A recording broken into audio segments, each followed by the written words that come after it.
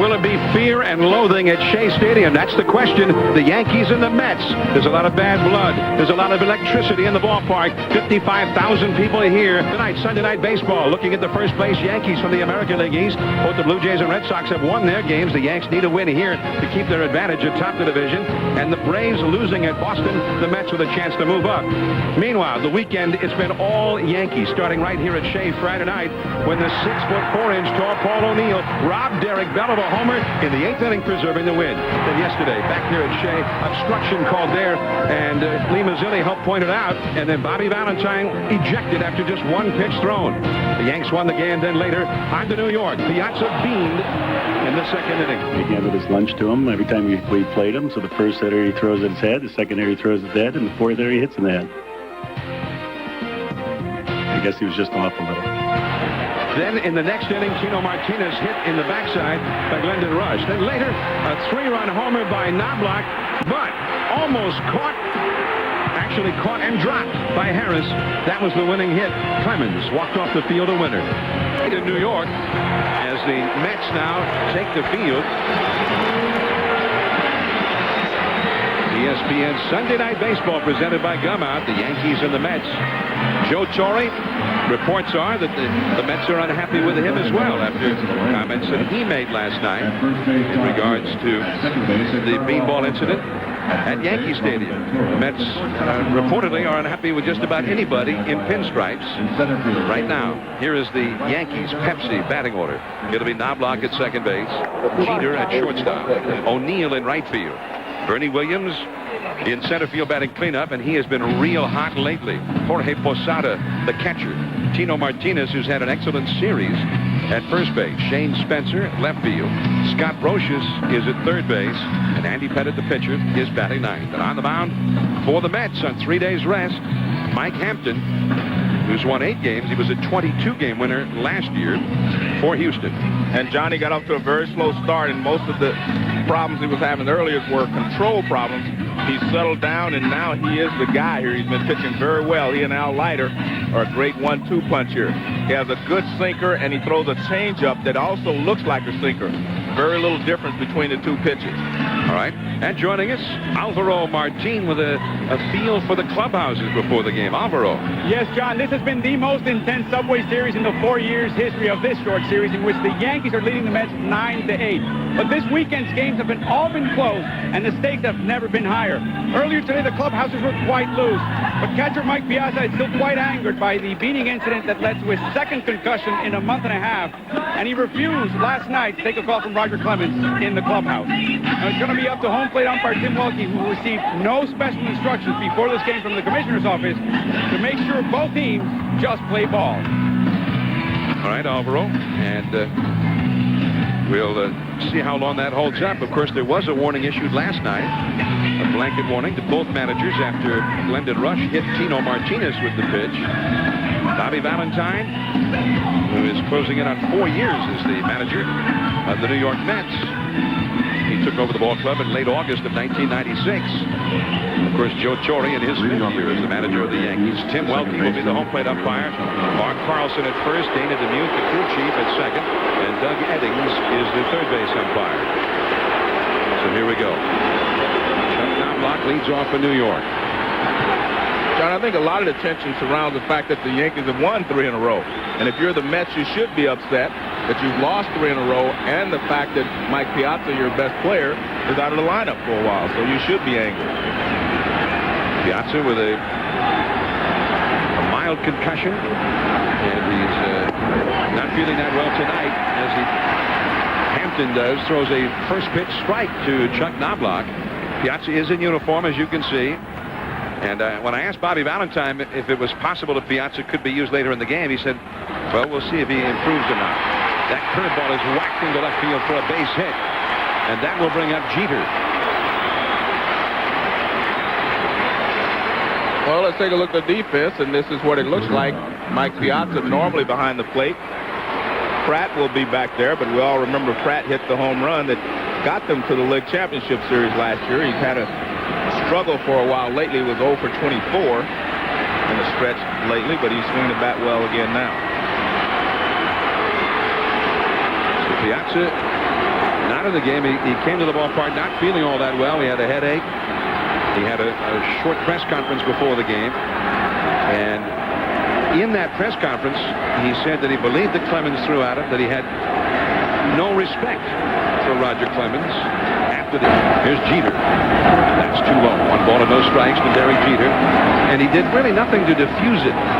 Well, my opinion, John, is that most of the time a hitter can tell in his own mind if he feels the guy was throwing at him. I mean, he could be incorrect, but Piazza feels that Clemens threw at him intentionally. The dirt knocked down by Pratt, and he keeps Knobloch at first base. Well, Mike Piazza had 7 hits in 12 career at-bats against Clemens, including a double and 3 home runs.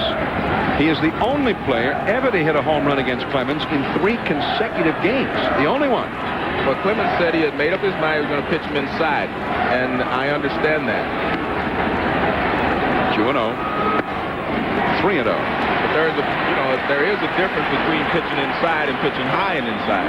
And Clemens said he was not intentionally throwing high and inside. He said he was just trying to pitch him inside. So, that's something that Mike believes one way, and Clemens said it's another. So you have to accept whoever you want to believe. I definitely believe that Clemens. I don't believe Clemens was trying to hit him in the head. I just can't imagine that of a guy like Roger, who's pitched all these years, even having that in the back of his mind. So I don't think that was a concern. And back to the bag at first is Knobloch. 3 balls and a strike to Derek Jeter. Now, Jeter, after the ball game last night, when asked about the whole thing, he said, well, it's over with. And when told that Bobby Valentine said that it wasn't over with, Jeter said, well, you'd have to be stupid to think that this thing wasn't over with. That's foul. And it is 3-2. Well, I might be stupid because I don't believe it's over with. and I mean, if you're in the Mets dugout, you know it's not over with. I mean, anytime your manager says that it was intentional and that he's upset, that rubs off on the players because he is the leader of the ball club, so to speak. And Mike Piazza, their true leader, says that he believes it was intentional, so it's definitely not over. Paul O'Neill on deck. There goes Knobloch. And Pratt with the throw. They've got it by plenty. A double play.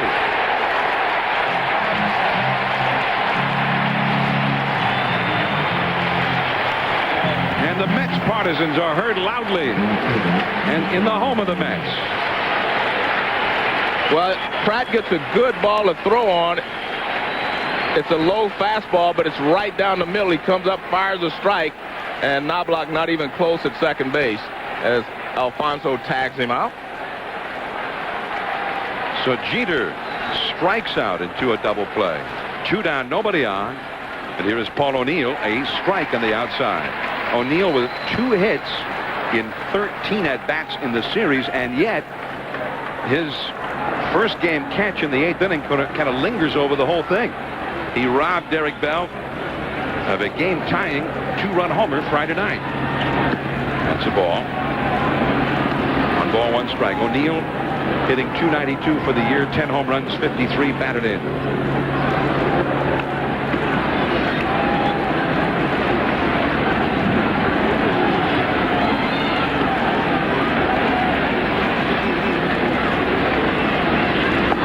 And the breaking ball down and away. 2 balls and a strike. We've got 2 pitchers, each starting with 3 days rest today. Hampton for the Mets, and there's Andy Pettit, who will be taking the mound the same way. This is only the 20th time in the majors this year that a starting pitcher has worked on so-called short rest. Base side, that is just foul. 2-2 the count to O'Neill. Now, that means less than 1% of all the starts in the majors this year have been made by pitchers on less than 4 days rest, less than 1%.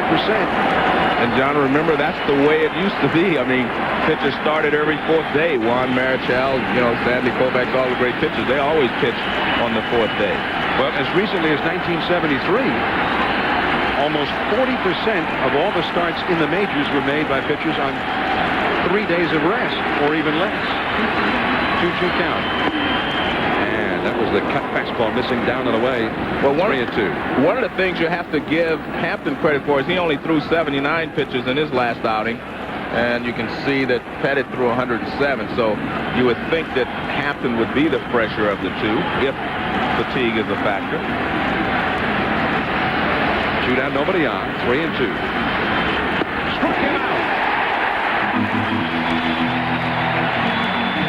A very strong first inning from Mike Hampton. Now the Mets Pepsi starting lineup. It'll be Melvin Mora at shortstop. Derek Bell, right field. Bell has been real hot the last 2.5 weeks, and he has had an outstanding series, despite being robbed Friday night by Paul O'Neill. Edgardo Alfonso at second base. Todd Zeal hitting cleanup at first. Benny Agbayani left field. Robin Ventura, who's been struggling, he's at third base. Jay Payton, center field. Todd Pratt, the catcher in place of Piazza, and Mike Hampton, the pitcher, is batting ninth.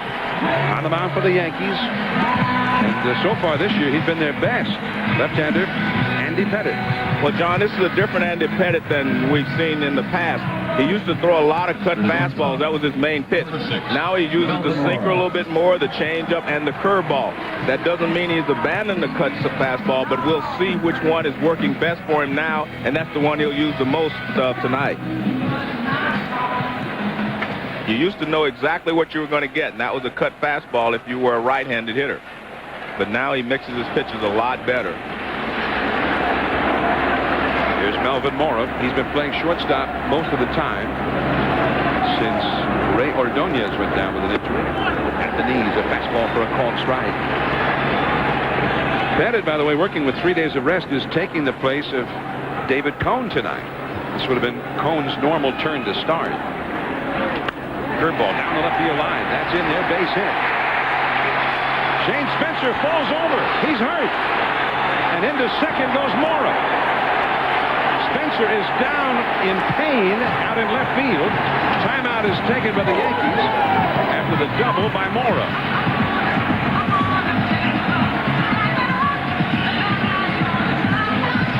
John, I was watching the highlights of games played earlier today, and Aaron Boone barehanded a ball, and he crumbled down on his left leg like he injured his leg today like that on a similar play. It looked like he's saying his right leg buckled on him. Bernie Williams over. Derek Jeter is also out.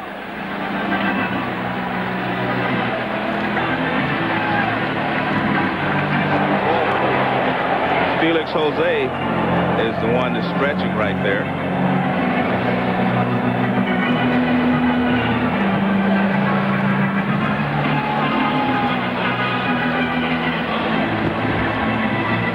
Well, let's take a look and see what happens here. Let's watch his right leg. It's his right leg. And you see right there his knee kind of buckles to the inside. Watch his right leg again. Watch his knee. See right there? It's his right leg. I don't know if it's knee or his ankle, but it buckles in right there on him, and he's in a lot of pain.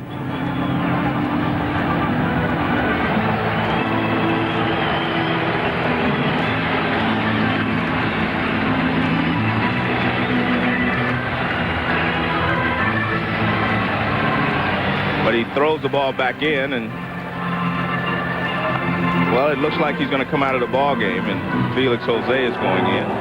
Well, he, attempting to make a catch the other day, crashed into the wall at Yankee Stadium and bruised his right knee. Kept him on the shelf for a day or two, although he said as long as he didn't bang his knee against anything, it was not troubling him over this weekend. But and John, if you look at his knee, it looks like he has a wrap on it. See his right knee, see all the wrinkles in his pants? That's the indication that he has a wrap on his knee already, which is probably from the injury that you talked about last week. And I'm sure Bobby's not laughing at the injury. He's just laughing about something going on in the dugout. he is walking very gingerly, as you see, heading down the steps and going back to the clubhouse. Felix Jose now in left field.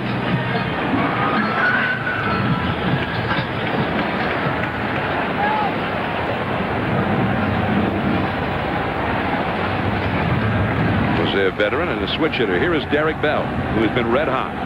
In this series, where the Mets have done very little offensively, Bell has been carrying the load. Shoots that one foul down the right field line.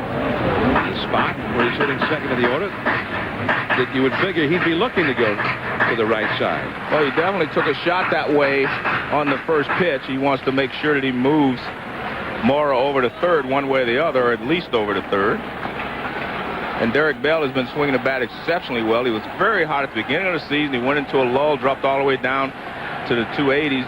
Now he's back over 300. He's been swinging the bat so well the last week or so. Bell is 6 for 11 in this series. There's that cut fastball, high and tight for a ball. And you see Pettit, he wants to try to keep him from hitting the ball to the right side, so he threw a cutter inside. The Mets have only scored 5 runs in this series, and Bell has driven in 3 of them. 1-1. And that's a foul. 1 ball and 2 strikes. And now with 2 strikes, I think Derek Bell should just try to drive him in. He took 2 shots to right field, and that's all you ask as a manager. Now you tell him, just go ahead and drive him in. And that's the man he's trying to drive in, Melvin Mora. Derek Jeter over behind him, trying to keep him close. No score in the game in the first. Struck him out. 1 away. Good breaking ball there from Pettit. And here's the defense. Now we've got to change Posada. First-time All-Star. But now we have Felix Jose out there in place of Spencer.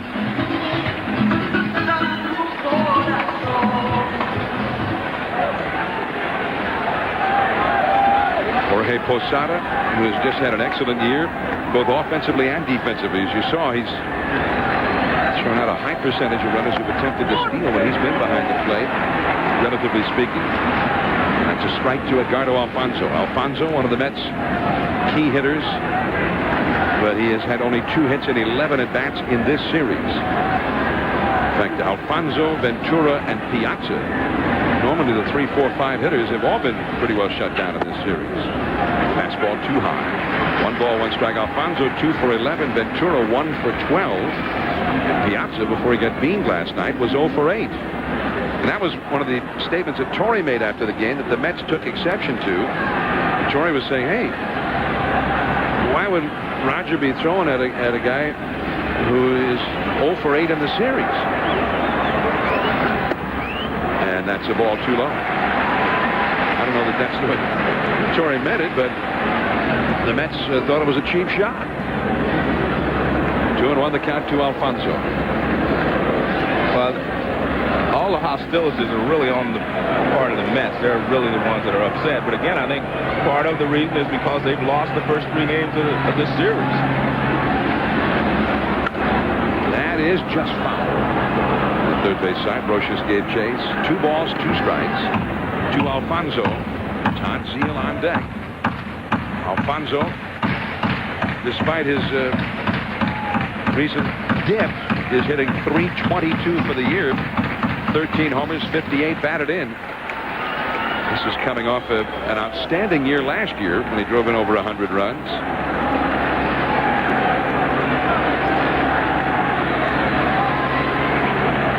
2-2 the count to Alfonso. Mora led off the inning with a double. He's still at second with 1 out. And another strikeout for Pettit. 2 down. We mentioned Mike Piazza had a press conference before the game and talked about being beamed last night. I've seen it done before. I know it's part of baseball, and I accept that. But to me, that was obviously very much an intentional pitch. That I wish I could remember him as a great pitcher, a Cy Young Award winner. But now I don't. I know I can't do that. Well, basically what he's saying is he lost respect for Roger because he feels that Roger threw at him. Here's Todd Zeile after a leadoff double to Mora. Pettit has struck out 2 straight hitters. Now 1 ball and no strikes to Zeile. Zeile Bazile hitting .306 in his first year with the Mets. 13 homers, 51 runs batted in.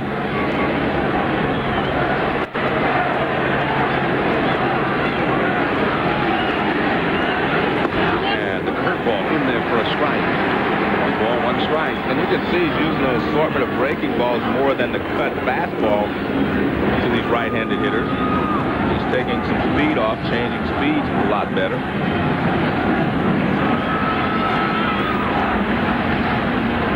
Score first inning. Just off the outside with a fastball. 2 balls and a strike now. Bazile. Now getting these clutch hits has been a problem for the Mets in this series as well. They've only scored 5 runs in the first 3 games. For the year, the Mets are only hitting .252 with runners in scoring position as a team. That's ball 3 this year. You can see Posada hitting his front shoulder right there, hitting his left shoulder, and what he was basically doing is he's telling Andy Pettitte to keep his shoulder in there. Watch, this pitch was supposed to be inside, it was outside. Now watch what he does. He hits his shoulder. That means keep your front shoulder closed. Don't open up too quickly.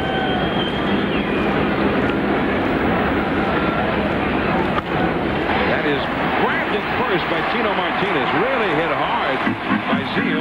Nice pickup by Tino. And the Mets have 3 chances to get the man home from second. Can't do it. Bernie Williams coming up. Well, they said yesterday when the first game was played at Shea and the second game at Yankee Stadium that here at Shea there were maybe 30% Yankee fans, 70% Mets fans, but when they played at Yankee Stadium, almost everybody there was a Yankee fan. Bernie Williams dropping one just in front of Bell. Bernie's going to try for 2. The throw. 2.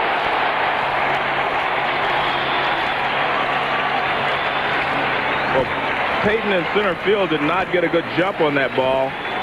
Looked like he broke back first. Derek Bell took a shot at it, but he couldn't get there. Little blooper in the shallow right center field.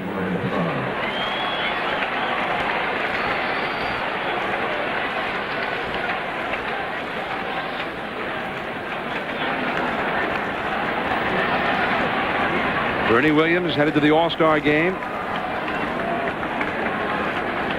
As Payton retrieved the ball. Bernie gets his 24th double of the year. Now Jorge Posada headed to his first All-Star game and a hard slider. Nice save by the catcher, Todd Pratt. The Yankees, with Bernie Williams headed to the All-Star game, the Yankees have had a great tradition of center fielders starting in All-Star games. In the first 70 All-Star games, the Yankees have had the starting center fielder for the American League 28 times. Most starts by a representative of one team in either league at any position, much less center field. Bernie Williams with a start there on Tuesday. That would make it number 29. Mickey Mantle started for the American League 12 times in center field. Joe DiMaggio started 6 times. But 3 times DiMaggio started an All-Star game as the right fielder, because Cleveland's Earl Averill started ahead of him in center field. Now, Averill must have been pretty good. Obviously, if he started in front of Joe D. Change up and away. 2-1 to Posada. Bobby Mercer started in center field 3 times. Ricky Henderson was the American League starter 3 times in center field when he was a Yankee. Roger Maris started out there a couple of times. That's some pretty good players pass through the Bronx. It's a little bit high, apparently. 3-1 to Posada.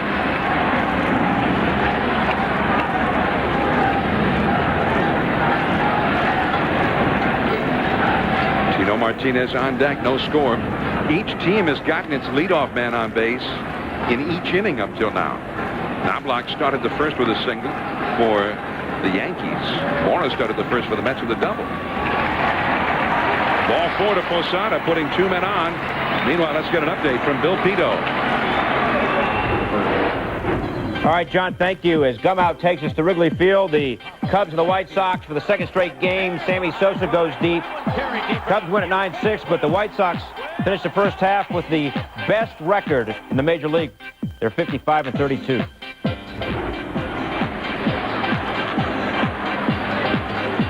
Sammy Sosa headed for the All-Star game.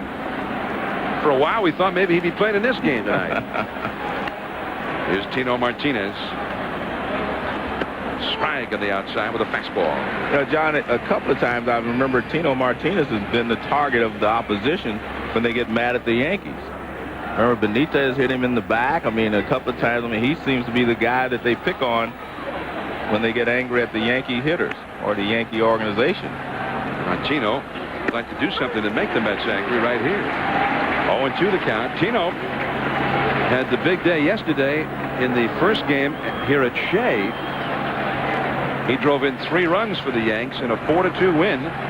Dwight Gooden over Bobby Jones. And by the way, you can see a little bit of rain has begun to fall at Shea Stadium. There's Doc Gooden back in Shea. Check swing. Did he swing? Yes. Third base umpire Doug Eddings. Strike 3. Good job of pitching there by Hampton. He went away with a couple of pitches, and then 0-2 he threw a fastball inside, and Tino couldn't hold up. Now he's gone away with a couple of pitches to set this up, and there you see the fastball inside. Tino could not check his swing. Watch the barrel of the bat, and you can see that he couldn't hold it. Now Felix Jose, who was a former big league regular, missing from the scene for a while, and 5 years, John. 5 years? 1995. Wow. I thought maybe he was in one of those over 40 leagues or something. Yeah, he's been gone since 1995. He's happy to be back. I talked to him before the ball game. He was always one of my favorite guys because he just seemed like he loved to play. He never got cheated at the plate. Very aggressive. They went with him here rather than David Justice with the left-hander going. That's a called strike on the outside. Hampton has been just a strike-throwing machine since walking Posada. 2 men on, 1 man out. Bernie Williams led off with a double. He's at second. Posada walked. He's at first. Hampton has thrown 5 consecutive strikes since the walk to Posada. Fastball off the outside. Jose had not played previous to this in this series.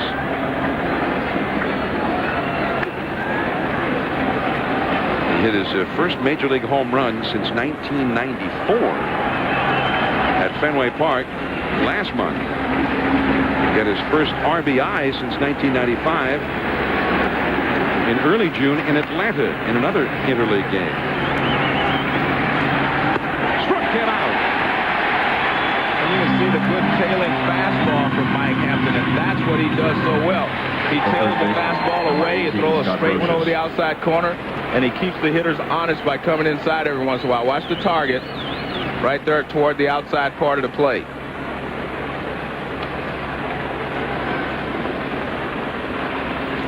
Two men down. Hampton in the first inning gave up the leadoff single to Knobloch. Then he struck out Jeter on a 3-2 pitch that resulted in a double play. And that is a called strike to Roches. 0-1. Roches hitting .254, 8 homers, 36 runs batted in. He's 2 for 10 in this series. Andy Pettit out on deck. 2 on, 2 out in the second. And 0-2. That's a great sinker right there. That's the one that's almost unhittable.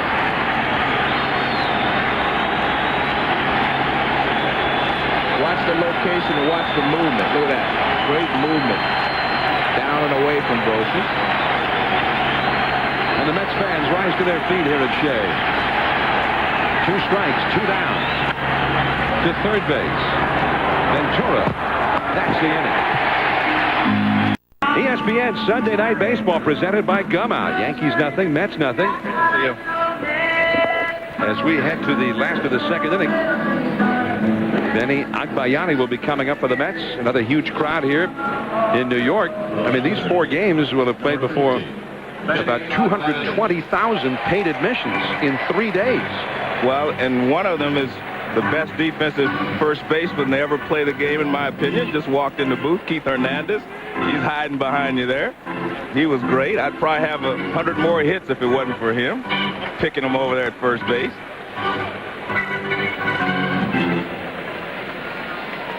Here is Benny Agbayani leading it off against Andy Pettit.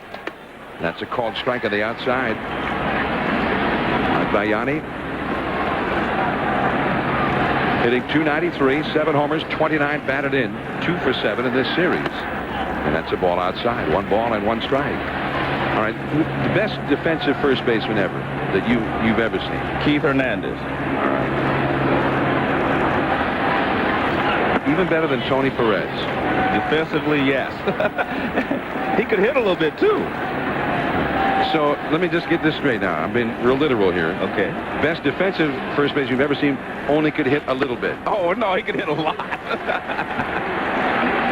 Actually, he went the league in batting a couple of times, at least once. And he was the most valuable player in the league. Tied, he and Willie Stargell tied one year for the most valuable player award. It's a foul off the right field side. And he was the leader of the Mets when they were the amazing Mets and the kind of the rebel kind of Mets. Well, when we saw Doc Gooden take the mound here at Shea yesterday, that was a reminder of those days. Right. Base hit for Agbayani.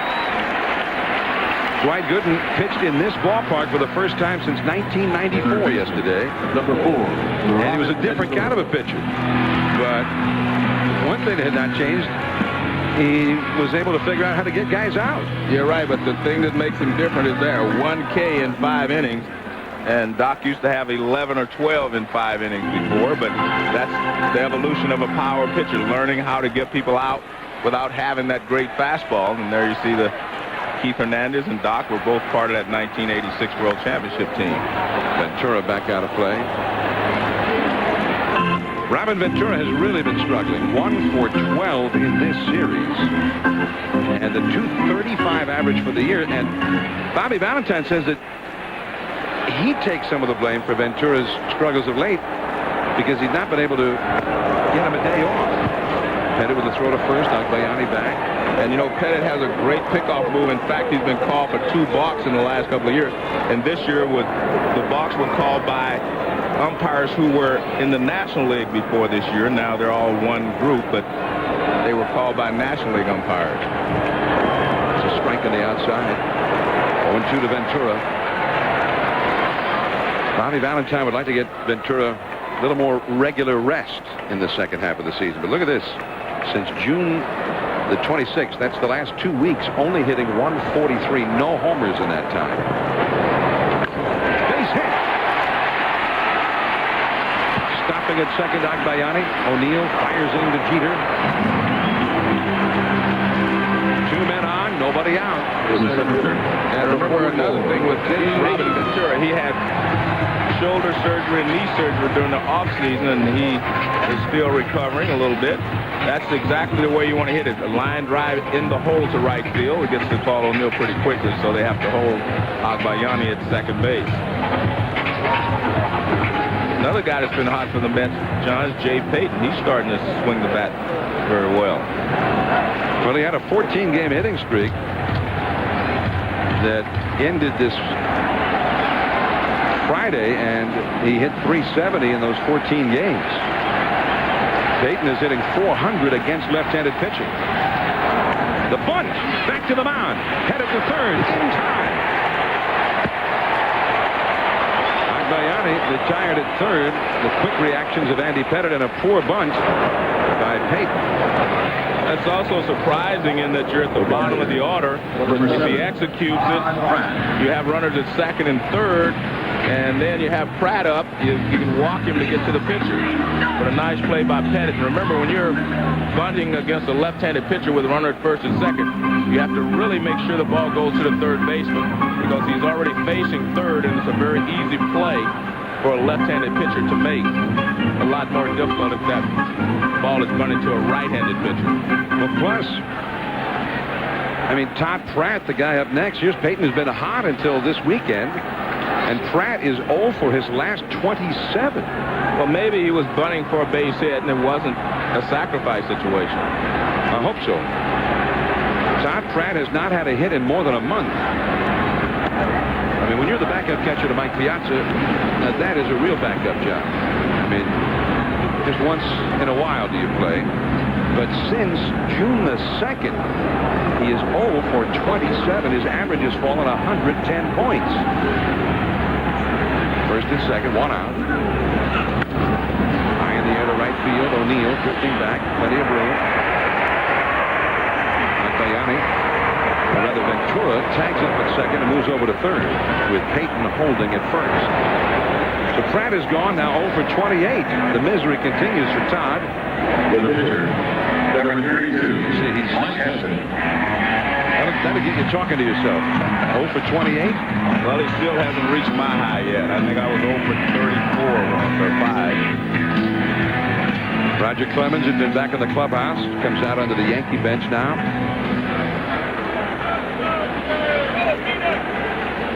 2 down. Runners at first and third, and Hampton. Now Hampton is hitting .318. Maybe that's what he was figuring. Payton gets the butt down. They walk Pratt, and he gets a .318 hitter up there with the bases loaded. Jay is always thinking, Joe. He's 2 steps ahead of us. I heard that laugh before, that little. Yeah, you're right. I'm not buying that. It was a good try. I'm trying to help him out a little bit. Hampton is a good hitter, though, for a pitcher. Just off the outside. 3 hits the other night. The Mets in this game now 0 for 5 with runners in scoring position. So maybe if they're going to break out of this little slump that they plunged into this weekend, Hampton's just going to have to do it himself. Came right after him. 1 ball, 1 strike. Hampton wasn't trying to get a single either. He was going for the big fly there. I mean, watch the swing. I mean, he's going for the big fly, John.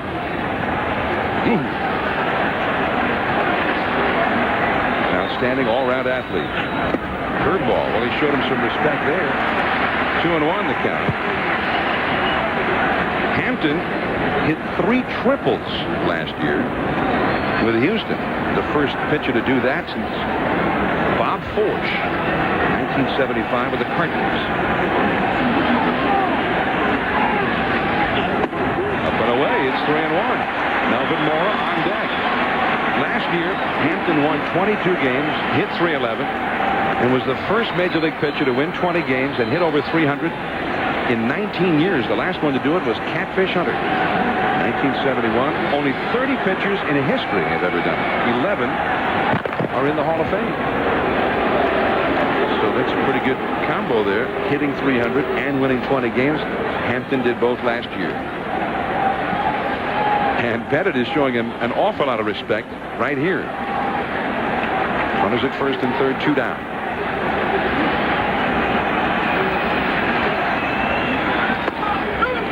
Just on the outside corner. With a nice pitch there, 3-2. Jay Payton, the runner at first base. And with 2 down on a 3-ball, 2-strike count, Tino Martinez continues to play on the bag with it.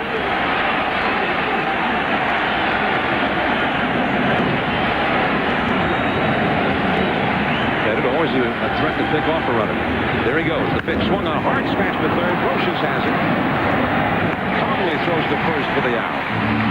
The Mets are 0 for 6 in the clutch at bats in only 2 innings. No score after 2. That's nothing. Each team has had men on the bases right away. I mean, usually a great way to score some runs is get that leadoff man on base. Both teams have had their leadoff men on in each of the first 2 innings, and nobody scored yet. The Yankees got Knobloch to lead off the first with a single, nothing. Bernie Williams led off the second with a double. Posada followed with a walk, nothing. Now Andy Pettit, who of course is an American League pitcher, rarely bats, only in these interleague games, and he takes a called strike. He said when he was in high school, he hit .360 and played first base when he wasn't pitching. But he said even then, He had no thump. just a singles hitter. No power. No pop in the bat. He is 0 for 3 as a hitter in the 2000 season, facing Mike Hampton. 0-2 the count. And look at that. He made contact. He fought one off. That was a tough pitch, too. He's just protecting the outer half of the plate and got a piece of it. There you see the Jeter and the guys laughing at him. That's when you know you're a close-knit group of guys, when a guy makes a funny swing and we can all laugh at it. Took a little better cut right there, John. Well, they're still laughing. Had it one hit in 11 at-bats lifetime. So there, he got the one. Now, Doc Gooden, pretty good hitter. 196 career average before yesterday. 0 for 2 yesterday in his return. Curveball right back to Hampton. Well, he showed him some respect. Threw him the curveball. One down. And now Knobloch will come up. No score in the third inning. That's the view from high above Shea Stadium. Tonight's aerial pictures are courtesy of the Gum-Out aerial camera. John, you know what's strange to me about the Yankees is that everyone is saying they need this, they need that, yet they're in first place. And they're also a group of veterans, and I said to you earlier in the year, I thought that in August and September that they would show what they're made of.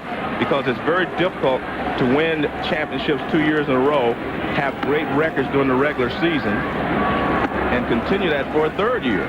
What they're aiming for now is to get into the playoffs and win another world championship. It's just very difficult to go out there after you win 100-plus games and say, I'm going to win 115 the next year. It's just too hard to do.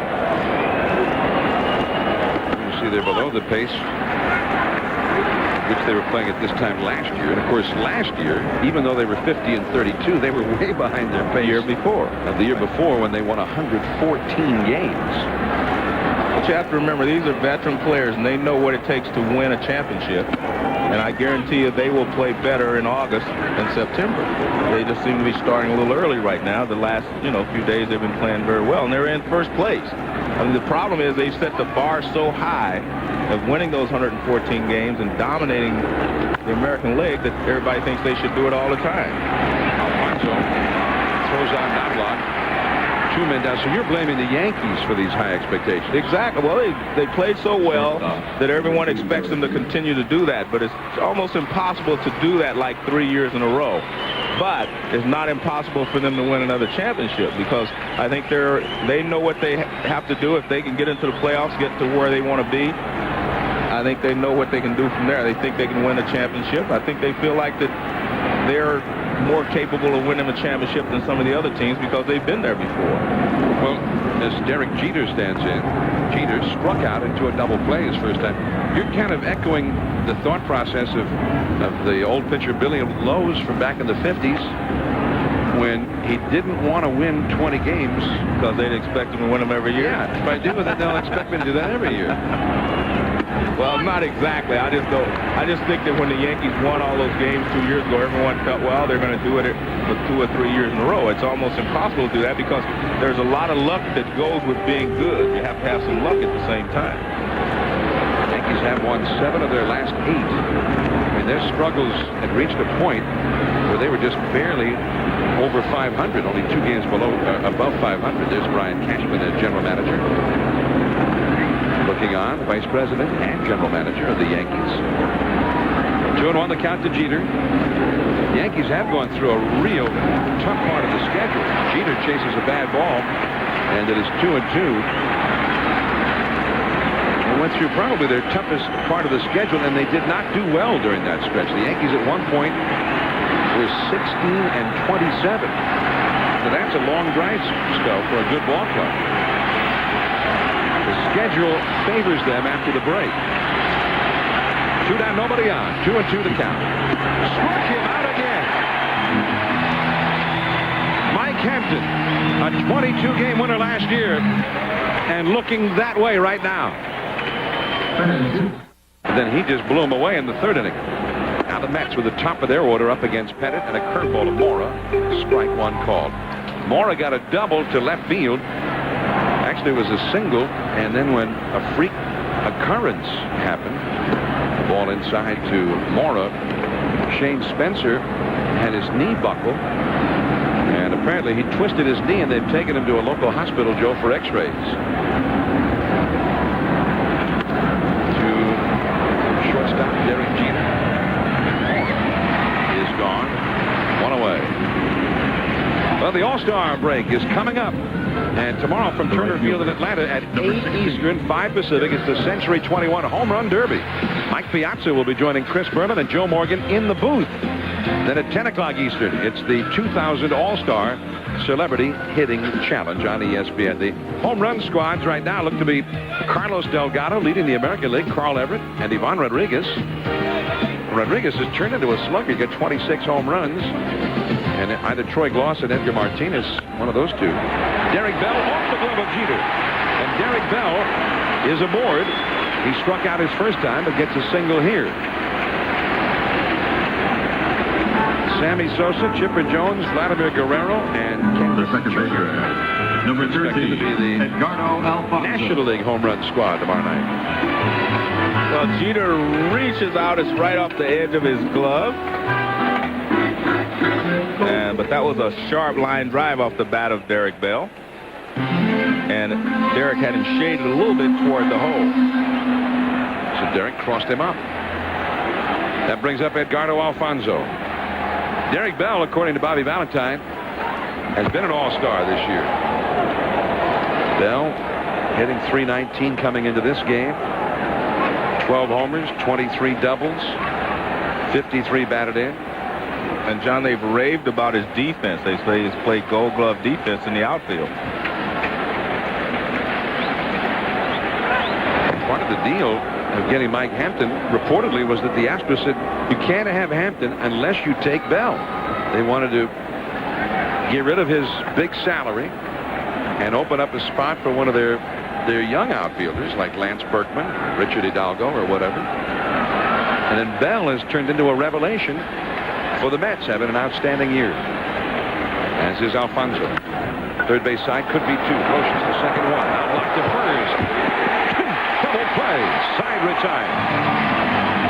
Alfonso is 2 for 13 in this series. It'll be O'Neill, Bernie Williams, and Posada coming up. No score after 3.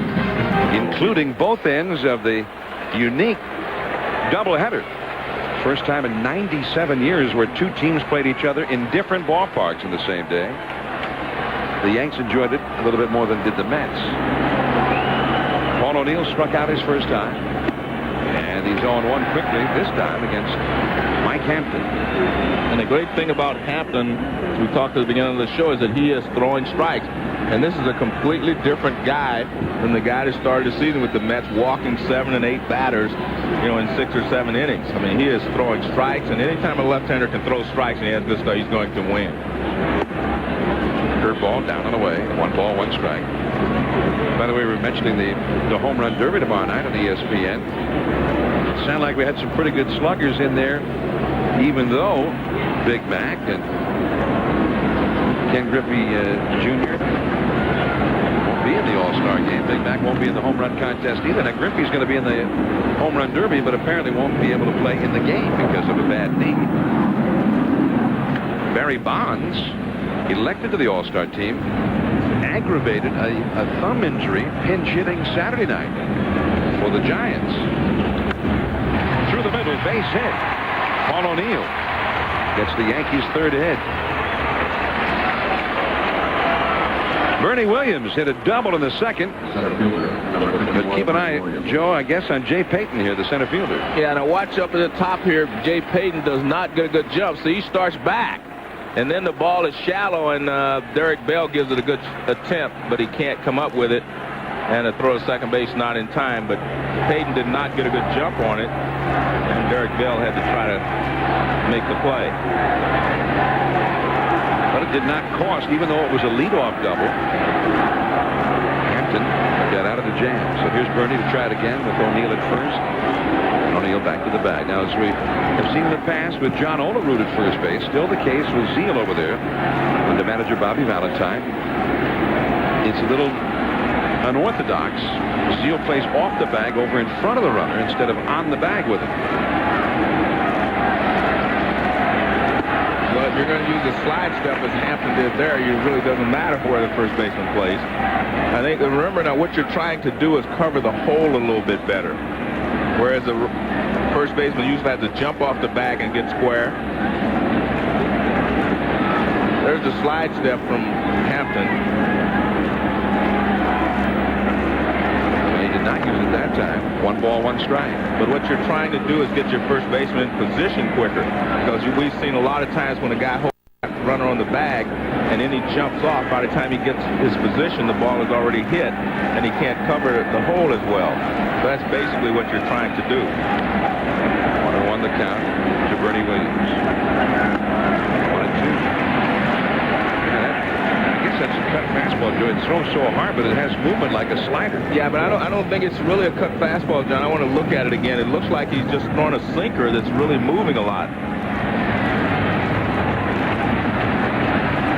1-2 the count to Bernie.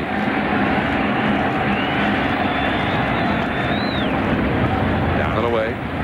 See, he's throwing a sinker that's just going this way, and then one is just sinking, I think. This one is turned over. This is a true left-handed sinker right here. See the ball go away, and see Pratt even has to backhand it because it was moving late. 2-2 to Williams. O'Neill at first, and it goes back to the bag. Now, you're talking about Zeal being there to plug up the hole a little bit, but oftentimes, as the pitch is about to be thrown, he'll bluff back toward the bag as if to try to get the runner to head back in the wrong direction. Well, if they're using it to hurt the runner, then I don't think this is nearly as effective. I think it's better off to plug the hole. Because you can see how far he gets out there on his slide when he steps out as Hampton delivers to the plate.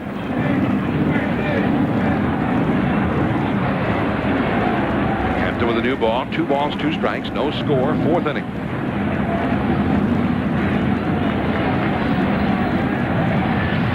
Have 3 hits. Hampton has walked 1. Bernie Williams having his best year. He's got 80 runs batted in. There's that cut fastball that you were talking about. See, that's a big break there. 3-2. Take a look at this one, John. See, this is a big break. See that one? That's that cut fastball at 90 miles an hour. But he calls it a cut fastball anyway. I mean, it looks like a big slider to me. 3-2. Now, some people say that, say 50 years ago, Ted Williams would have called a slider, is actually now called a cut fastball. Right. And what we call a slider oftentimes is more of a nickel curve. Yeah. In between. In between curve and slider. Right. Sliver. Well, Ted Williams used to say that the pitch that bothered him most there was the slider, you know, the real true slider. So the true slider stays on the same plane. It doesn't curve down. It just stays on the same plane and moves across the plate. Whereas a slider will break across and down a little bit, but that's hard. That same plane movement is what we saw there on the cut fastball from Hampton. Again, O'Neill back to the bag. Well, they seem to be very concerned about O'Neill taking off here. Although he's not a base stealer. Bernie Williams, who is having an MVP-type first half of the year, with 80 runs batted in. Only Edgar Martinez of Seattle has driven in more runs in the American League, at least coming into play today. They've got him picked off this time. Mora tags him out. Great job there by Hampton and Zeal. See, they have a prearranged sign there that tells them exactly what Zeal is going to do.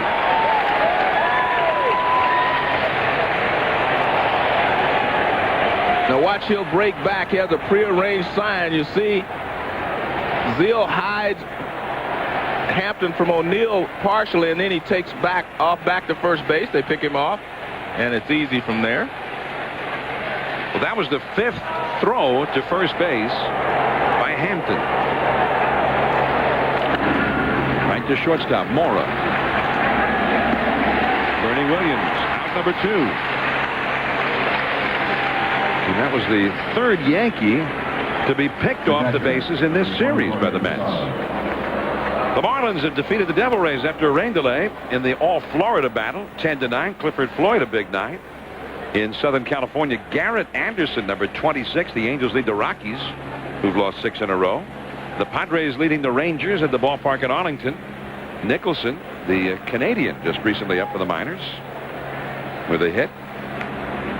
So this is not the only game going on right now. 2 games elsewhere. Interleague play. The Arizona Diamondbacks won their ball game today over the Athletics to avoid being swept in Oakland. And the man who did it for him is the man who always does it for him, the big unit. Randy Johnson. They needed a win badly. He struck out 13 in his 7 innings and won his 14th game. Well, the one thing that the Oakland A's are going to find is that they're very vulnerable to left-handed pitching. You know, especially good left-handed pitching. They have a lot of good left-handed sluggers in the lineup. And Jaha is not swinging the bat as well as he did last year from the right-handed side. So I think they're going to have a problem down the stretch if teams can load up their left-handers and wait for the A's. 2-1 to Jorge Posada, who walked his first time. A switch hitter heading for the All-Star game. By the way, he is hitting .354 right-handed. 2-2. He took a little something off that one. Well, that's what he does, John. He'll turn the sinker over, take a little off. It's not really a changeup, but it's kind of an in-between pitch. Let's see the ball really move away and down.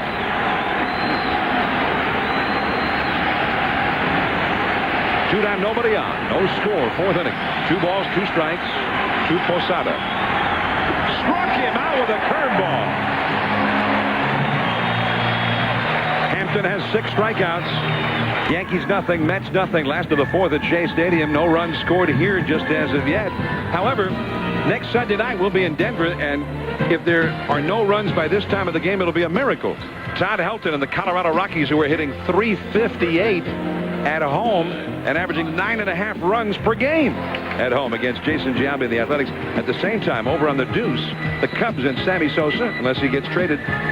He's not getting traded. They'll go to Kansas City to take on Jermaine Dye, an all-star, Mike Sweeney, Carlos Beltran, and the hard-hitting Royals. That's 8 Eastern, 7 Central, 6 Mountain, 5 Pacific, 2 Hawaiian. John, my sources tell me that Sammy's going to remain in Chicago. And remember, he can veto any trade. So my sources say that he wants to stay there, and he's going to stay there. There's ball 1 to Zeal. Now, the other day, I thought I read where Sammy was saying that he wanted to be traded by July the 31st or offered a contract for what he thought was respectable money. That didn't come from my sources, though, did it? My sources are a little more reliable than the newspaper, John. My sources are very reliable.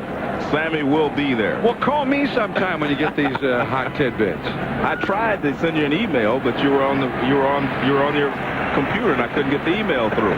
That's not the way it works. When you got a busy on the computer. Yeah. Yeah. I believe that. Zeal takes a strike, 3-1. Actually, I was calling you at home, and you were using that line. I mean, has anybody gotten one of your emails yet? Yes. Yes. Right field. O'Neill going back. Still going back. Not this time. Into the bullpen. On Friday, he caught it. Tonight, Zeal just got it over it. 1-0. Mets.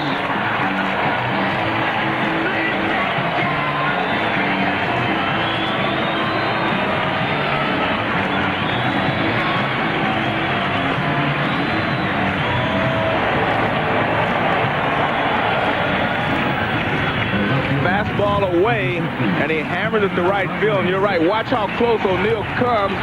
Just barely. O'Neill plays this perfectly. Gets back to the wall, leaps, and he can't make the catch.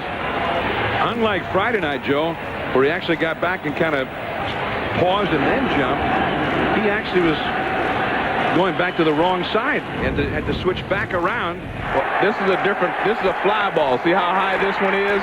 He has time to get back there on this one and wait.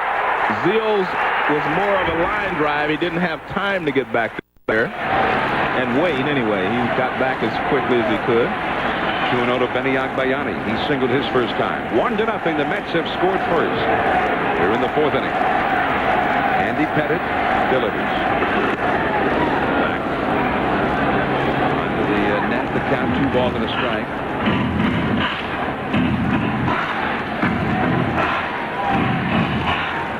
This one, more of a line drive, as you say, and maybe with a little slice of too, because O'Neill was back with his right shoulder toward the wall and then spun around at the last moment back toward his left shoulder.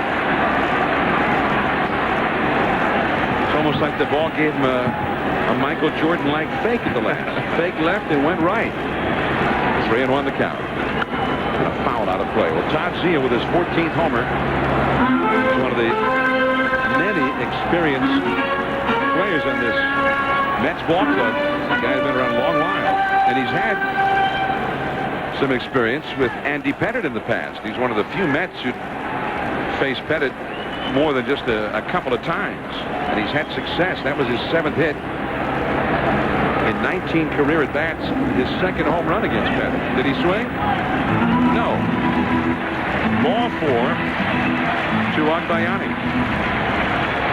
First walk allowed by Pettit. Now Robin Ventura. Number 4, Robin Ventura. 1-0. The Mets are leading in the last of the 4th inning.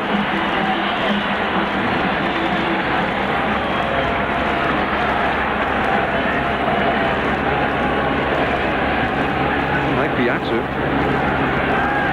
thought that the Mets had a lot of breaks go against them in this series, and that they were due to get some in their favor, so maybe they got one here.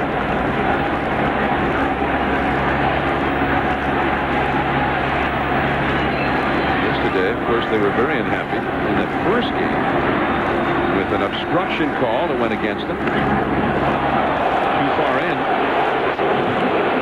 And the fans, it's the first close one in this game, and the fans are all over it. And that woke up the fans to the fact that there's still a feud going on. But because of the close game, I think some of the bad blood had gone away, because Clemens is not playing, and neither is Piazza. 1 ball and no strikes. Now Pettit annually is among the leaders in pickoffs in the American League. He got a very deceptive move. Hampton got a pickoff in this inning for the Mets, picking off Paul O'Neill. Because he has such a good pickoff move, it makes it very difficult to try hit and run. Because the runner at first base is not going to be able to get any kind of a jump. So even if he gets a base hit to the outfield, you wouldn't be able to go to third base, and you would defeat the purpose of taking that risk of sending the runner. Martinez on the bag with Agbayani. Agbayani is a big guy, but he runs pretty well. It's a foul off the foot of Ventura. And you can see even on that last pitch to the plate, Agbayani flinched back toward first base. Well, I think if you're a base runner, you have to get a comfortable lead and not move until he starts his motion to the plate, till the ball actually starts to the plate. I mean, if you're a base stealer, then you have to get out there and try to read it. And that's what he's doing. He's doing a pretty good job there. He's getting a lead that he knows he can't get picked off with. And that's what you do. You take a safe lead at first base with a guy like Pettit, especially if you're not trying to steal the base.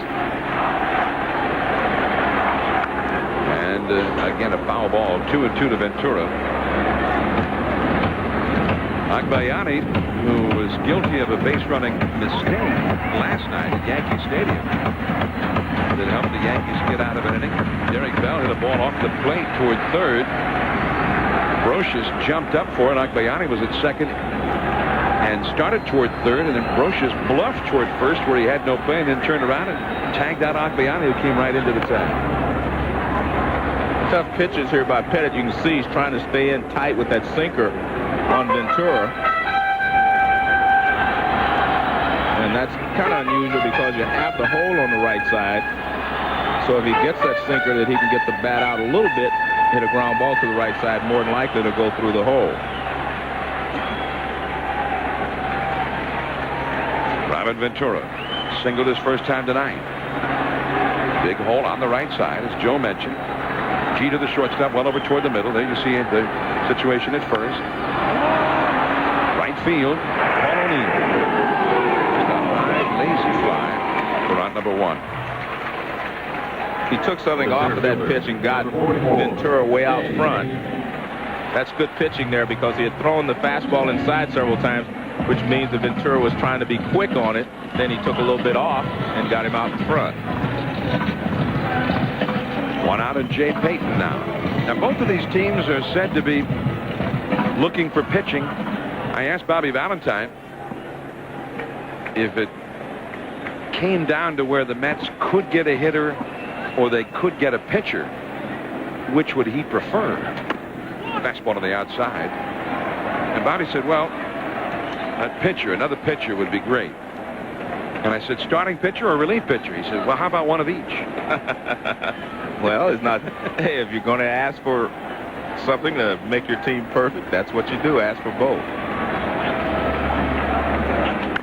Curveball pulled foul on the third base side. 0-2 the count to Jay Payton, who bunted into a force out his first time. John, if you look at the stats, the league statistics, the Yankees are 4th in the league in batting behind Anaheim, Chicago, and Texas. They're 4th in the league in pitching behind Seattle, Chicago, and Boston. Where's Chicago in both of those categories? 2nd in both. And as you know, they have the best record in the league. Back to the bag again. And Chicago, as far as fielding is concerned, the Yankees are 10th in fielding, and the White Sox are 13th in the league in fielding, next to last. Only Oakland is below them. That is starting today's contest. And obviously, Knobloch has a lot to do with the Yankees being 10th. He's made 15 errors this year, but Derek Jeter has also made 10 at shortstop. Check swing on that curveball in the dirt. Posada kept it in front of him and kept Nagliani at first. 1-2 the count to Payton. 1-0. The Mets have gone ahead of the Zeal home run here in the 4th.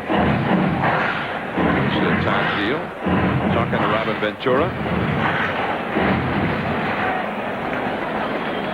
A couple of veteran warriors right there. They've been in many a pennant race battle.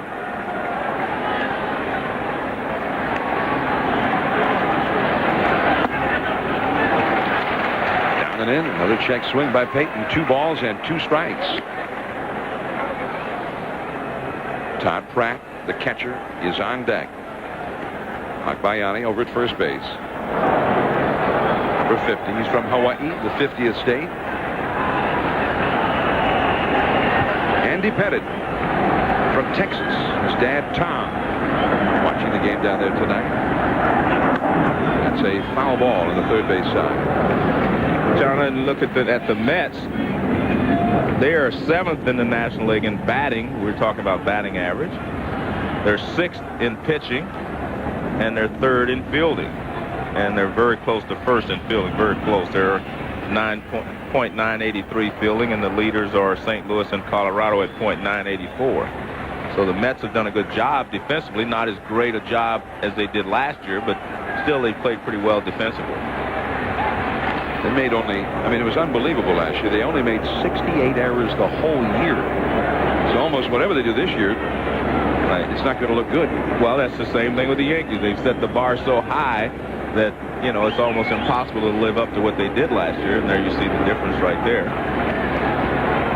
68 over the course of the whole season last year, as you mentioned, and 51 to this point. Their infield last year. Alfonso had a great year at second base. Everybody had a great year in that infield. The whole infield made,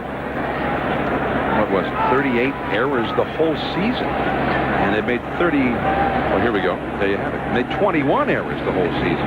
This year they've made 39 errors. This could be 2. Let's see. Knobloch pulls through to second. They get just the 1. Jeter went up to get it to force out Akbayani. Well, he made the tough play because he was running away from second base, and he turns and he makes a throw to Jeter. Jeter on top of the seat. The easy play would have been to go to first base, but he throws And Jeter makes the play at second for it. And watch, he's running away from second base, but he turns and he throws it overhand, and he's able to get the runner at second base out by Yanni.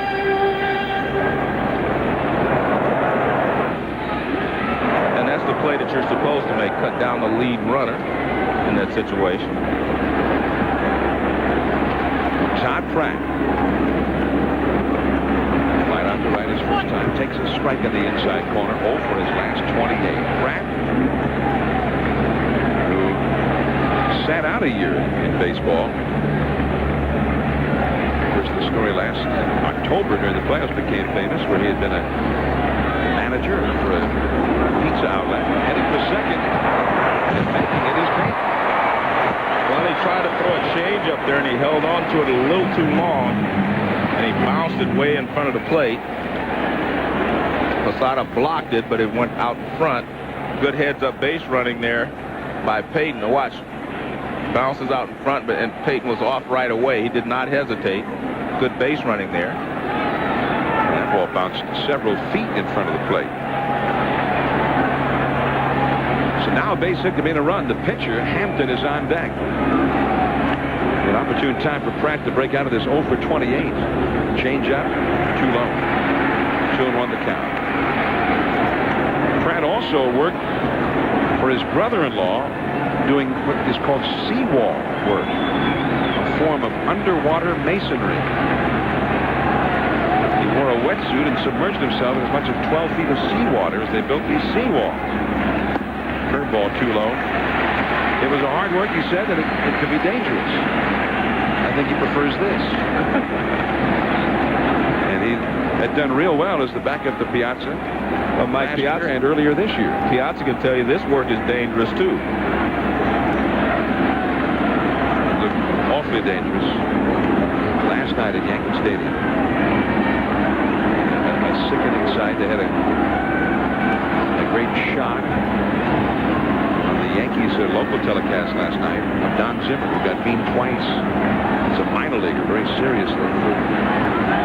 And his reaction to the beating. That's ball 4.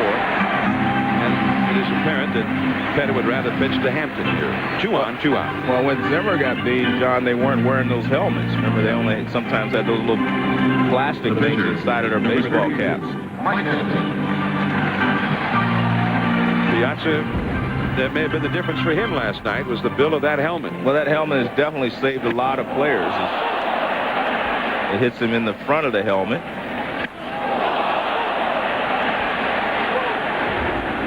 Actually, we've seen Mike get beaten up a lot lately. Hampton swinging away. Out in right center. Paul O'Neill, plenty of room. That's the inning. Piazza got hit by Gary Sheffield's bat not so long ago on a backswing. Todd Zeile goes deep. The Mets have the lead 1-0. We go to the 5th. Lead the Yankees as we head to the 5th inning. Tino Martinez coming up against Mike Hampton, and our Alvaro Martinez standing by. Alvaro. John, you talked about Mike Hampton's turnaround, the early jitters in the first part of the season when he was 2-4 with an ERA of 6.5. The Mets went down in early May to Florida to play the Marlins. His father, Mike Sr., drove down 5 hours from Central Florida to spend the weekend with Mike. They spoke absolutely no baseball, no Mets baseball, none of his career. Since then, he's 6-1 with a 2.04 ERA. He said, my father was my best coach. He is my best coach. But from the moment I turned professional at the age of 18, he has never said a word about my pitching. Well, that may just prove how good an influence he is. Well, that's dad being dad, you know, trying to help him to calm himself down and just go out and pitch like you can rather than trying to change something. Because let's face it, when you've got, as Tino Martinez swings and misses, it's 0-1. When you're at the big league level and you've got a manager like Bobby Valentine, Dave Wallace, an experienced pitching coach, I mean, you're getting the best tutelage you could possibly get. I mean, these people have all been there. Not to mention influence from your teammates, other pitchers, that sort of thing. And Alfonso throws out Tino, and there is one away. Well, Hampton has 6 strikeouts. He's with Jeter on a double play. He gets Paul O'Neill. And there's Tino as he tries to check his swing. There's Felix Jose. And Jeter again. Jose Posada. So he's done a good job of containing these right-handed hitters on the Yankees. Here's Jose, 0 for 1. I looked at the Yankees lineup. Only a couple of their right-handed hitters have actually hit left-handers as well as they have right-handers. Bernie Williams has hit them well. Jorge Posada has. But Knobloch has struggled against left-handed pitching. Most of them have not hit very well against left-handed pitching. Paul O'Neill has hit well. He's hit 299, yeah. 340 against lefties. O'Neill coming in, and 1 for 2 in this game. Well, he has always hit left-handers well because he stays back through the middle, and his base hit in tonight's ball game, he's right back through the middle. 1-2 to Jose. Brocious on deck. 1-0. The Mets leading in the 5th. That was close. 2-2 the count. That's the best fastball on the radar gun that he's thrown tonight, 94 miles an hour. And he's been mostly in the high 80s. 2-2. Just off the outside. Full count. That is very good patience there by Felix Jose on both of those pitches. With 2 strikes, you get a lot of hitters chasing that pitch. That's what Hampton was trying to do. 3-2. And he walks him. Second walk allowed by Hampton. ESPN 2 will provide a glimpse of the future on Wednesday night from Rochester, the home of the AAA Red Wings. It's the AAA All-Star Game. See future stars as well as past ones. Ruben Sierra has earned a spot from Oklahoma City.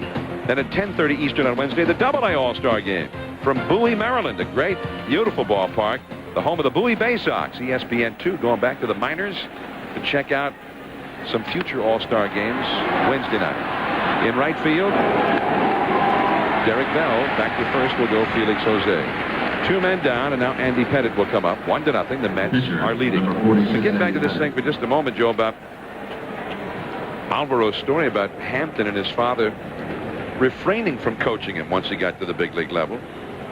And I really respect that, because there are a lot of others, brothers, fathers, who cannot refrain from trying to still help, still teach. I mean, they've taught them since they were young, who maybe can't quite grasp that these guys have changed. and also they're getting great information from guys like Mel Stottlemyre and Dave Wallace and the people at this level. Alvaro, that's what I liked about that story. I mean, his dad was a great influence in his life, and you can see he's still a great influence by refraining, I guess. Pettit back to the screen. 1 ball, 1 strike. Sometimes when you're a player, you get all stressed out over the fact that you're not, performing well, whether it be pitching or hitting. And sometimes you just need somebody to tell you to relax, sit back, and start over again. And it's not easy to do that all the time. Hampton's dad runs a seafood business in Florida. 1-2 now to Pettit. Still an outstanding softball player in his 40s. Alvaro. Yes, and his father had to take care of his own family when he was 14. He went into the road construction business. Later on went into that fish business. And that is what Mike said made him develop his poise and confidence. Strike 3, number 7. Baseball in its midseason interleague interlude. All the teams except the Giants and the Cardinals have been playing interleague play throughout the weekend and will after the All-Star break. As we get a look at Shea Stadium, they're really been getting into it here in New York. These annual interleague battles between the Yankees and the Mets have provided great excitement in these 2 ballparks. And now, in addition to all the excitement, there's bad feeling between the clubs. As Melvin Mora into right field, Paul O'Neill, and there is 1 away. Mora is now 1 for 3 in the game. John, on July 9th, 1946, the All-Star game was played on this date in 1946. So he told you it was played a little earlier. And Ted Williams hit 2 home runs and drove in 5 runs to lead the American League to a 12-0 laughter over the National League. And remember, that's the year he also in the 8th inning hit Rip Sewell's Eva's pitch for a home run. Well, I mean, that was 3-run homer. That was 5 years before I was born. I don't personally remember. I'm sure many in our audience remembers it. Well, yeah, but it's 1946. That's Ted Williams. Well, I remember seeing films of it. Okay, well, I've seen films of it. Ted Williams. Now, what jumps out to me on that one is, Joe, is that he hit it in the 8th inning. He was still in the game. That was the All-Star game. He was one of the biggest and greatest of the All-Stars.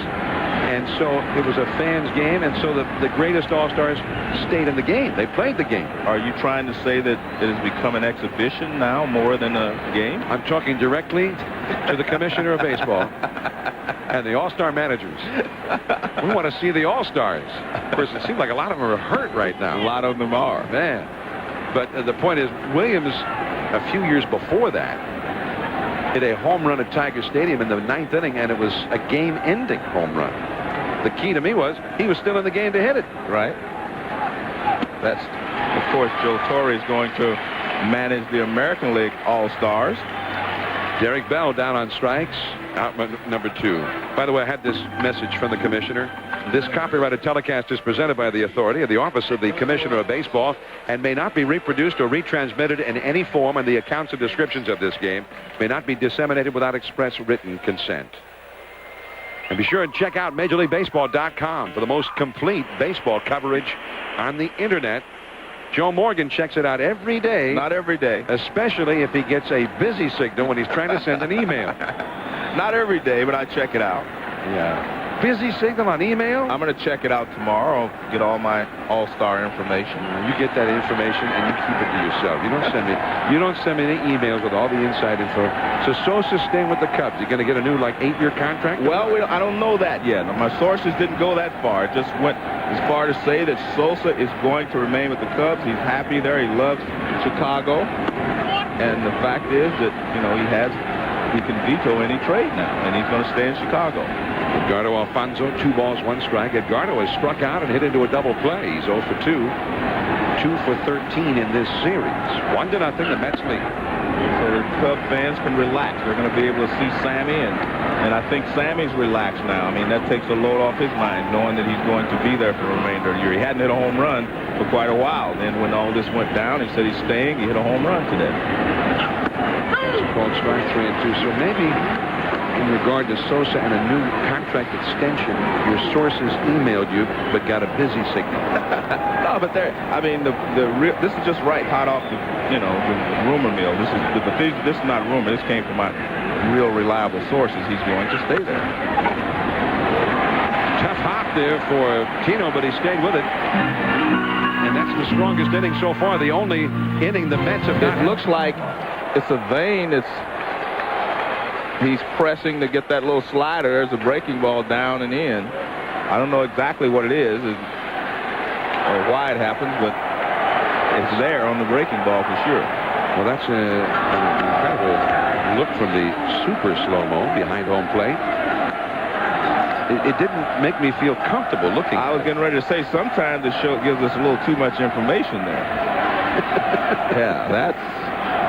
Man. I don't know if I wanted to see that, and I'm sure Pettit doesn't want to see it. Don't show it to Andy. Here's Knobloch, who has singled and grounded to second. The Yanks at the top of the order up here. We're in the 6th inning. Now, there's a question with Hampton, who is working on 3 days rest. But remember, he only threw 79 pitches in his last outing, John. He's now thrown 74 in this one. Foul tip. 1-2. Well, Hampton acquired to be the ace for the Mets. They already had an ace, Al Leiter. But really, with all due respect to Randy Johnson, the only pitcher who really did what Hampton did last year was Pedro Martinez. That's a foul. 1-2. And what I mean is, the only pitcher who won more games in the majors was Pedro. Pedro won 23. Hampton was 22-4 last year. But besides that, he made 34 starts, and his club, the Astros, won 29 of those 34 starts. I mean, when he pitched, A losing streak was over. A winning streak was extended. Into right field. Racing back Bell. Jumps up and makes the catch. Well, he was playing awfully shallow out there in right field, and Knobloch gave that ball a ride. And Bell, we talked about earlier the fact that the Mets were saying that he has been playing Golden Glove outfield. You see, he goes straight back, never takes his eyes off the ball, leaps, and comes down with it right as he enters, gets on the warning track. Nice play by Derek Bell. You can see how shallow he was. I mean, he had to go quite a ways just to get this ball. And he had to deal with a wall right after.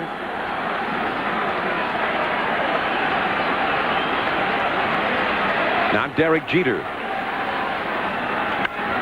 Into right center, base hit. Payton streaking across the green to cut it off. Jeter with a big turn at first, and he'll hold there. Payton did a nice job of making sure he just got the one base. That's why Jeter is such a good hitter there. He didn't try to overpower the ball. Looked like it was something down and away, and he just kind of flipped it into right center field. Watch where the pitch is, down and away, and he just lines it into right center field, hustling all the way. First thought he might have a chance for a double, but Payton played it properly, and he holds him to a single. But that's good hitting right there. It was a good pitch from Hampton. First time that Jeter has actually hit the ball against Hampton tonight after striking out twice. Hampton, 6 wins, 1 loss, and a 2.04 ERA in his last 11 starts before tonight, after getting off to a horrible start. Paul O'Neill, the hitter. Too low. 1 ball and no strikes. Hampton has the lowest earned run average among all big league starters. Randy Johnson, Pedro Martinez, Chris Benson, Al Leiter, Kevin Brown, name them in that time. 4-0 lifetime with 3 days of rest. You see Zeal in front of Jeter rather than back on the back.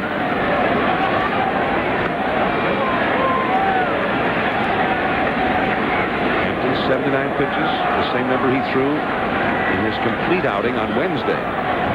He did not complete the game Wednesday. They just took him out with a big lead against Florida. Strike. Nice pitch on the outside corner, knee high. 1 ball, 1 strike to Paul O'Neill. What you're trying to do if you're Hampton is get this sinker down and try to get him to hit the ground ball. And O'Neill lays off. Hard to believe Paul O'Neill is now 37 years old. Down and away for a ball. When Neil came up with Cincinnati, he was really playing for his old hometown team then. But it was when he came to the Yankees that his career turned around. He was sort of a one-dimensional hitter in Cincinnati, a pull hitter. Became a 300 hitter with the Yankees, who also hit some home runs. Credited the Yankees hitting instructor Rick Down at that time. And he got here in '93 with helping him adopt that leg kick as a way of triggering his swing.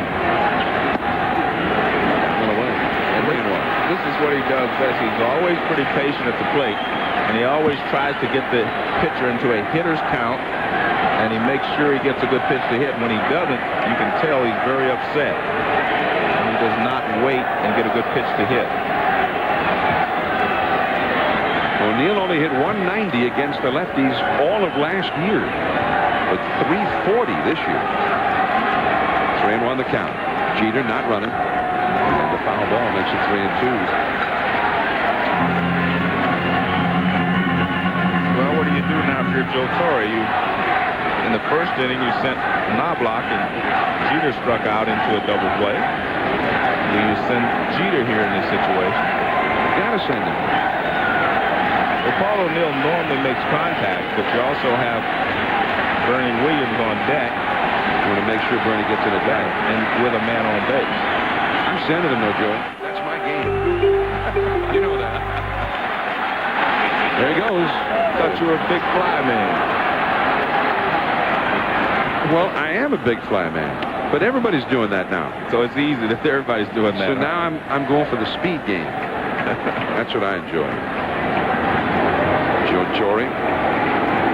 When he first came to the Yankees, 1996, he brought that National League style to the Yanks. They've been more of a station-to-station attack before he got there. 3-2 to O'Neill. One thing that is happening, though, Jeter getting a very late break with the lefty Hampton out there. Got a short lead.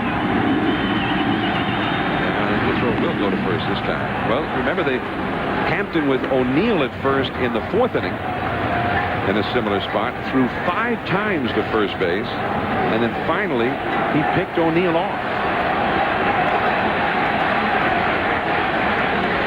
Johnny Valentine, his Mets are leading 1-0.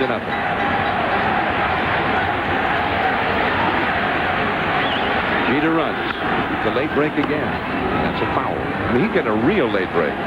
Well, the problem with a late break is if you're a middle infielder, you do not have to move that quickly. You do not have to give up your position. And there you see the late break. So if you're Mora or Alfonso, whoever's covering there, you make sure you do not give up your infield position too quickly, because you still have plenty of time to get to second base before Jeter does, if he gets such a late break. Jeter leads the Yankees with 16 steals. He's only been caught twice. Bernie Williams on deck.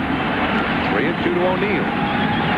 He's running. Again, O'Neill just gets a piece of it. That really had become part of O'Neill's game, too, hadn't it? I mean, these 2-strike counts, and O'Neill fouls off pitch after pitch after pitch. Well, he's a good hitter, and I mean, good hitters do that. They spoil the good pitches, and then you make a mistake, and they get a base hit. And he's not afraid to hit with 2 strikes. There are a lot of guys who are afraid to hit with 2 strikes. He's not afraid to hit with 2 strikes. He has fouled off 3 consecutive 3-2 pitches here. This will be the 9th pitch of the at-bat. To the back. One thing you mentioned, Joe, the Yankees were 4th in the league in batting average as a team. One thing that's been much different about this Yankee team than any one of their last 3 or 4 teams, they are way down in the league in getting walks. They used to be right at the top. Right. A real patient ball club. It made you throw a lot of pitches, a lot of deep counts, and they drew a lot of walks. Not so anymore. There goes Jeter. O'Neill hammers it foul deep down the right field line. Alvaro Martin is here with us. Alvaro? John, the Yankees were 4th in the major leagues last year with 4.4 walks per game. This year they're down almost a walk per game, and they're really near the bottom of the tables in that category. When you ask the Yankees and you ask Chris Chambliss, their hitting coach, he says we're simply seeing and hitting what we're seeing from pitchers. I think the pitchers have adjusted to the fact that we're a patient team. They're trying to get ahead of us, throwing strikes, and we're swinging at them. He says you never win by walking, you win by hitting the ball. So Chambliss had to spin. Walks her down. That's all right. You don't win by walking. Good. Jeter runs. O'Neill pulls it foul. Wow, what a battle. O'Neill and Hampton. This at bat may turn into a weekly series here on ESPN. 3-2. Now this is a key at bat. I mean, if O'Neill ends up getting a hit or getting a walk, of course the walk would not win the game. They'd get a hit to win the game. Yeah, but you'd have Bernie Williams up next to get the hit. Then they'd be in pretty good shape with one of the Major League's leading RBI men coming up next. And Hampton's pitch count growing on a humid night. Jeter runs. Struck him out. Jeter's going to try to get back. He is safe. He did. And smart play by Jeter. He was watching all the time, and he looked up and saw that Paul O'Neill had struck out, and he was going to be a dead duck at second base, so he just stopped. Center fielder, number 51, Bernie Williams. What made this difficult is Mora caught the ball on the run and then had to make a throw to first base. High fastball strikes him out. Now watch. Mora catches the ball on the run. Now he has to make the throw on the run, and he could not get it down.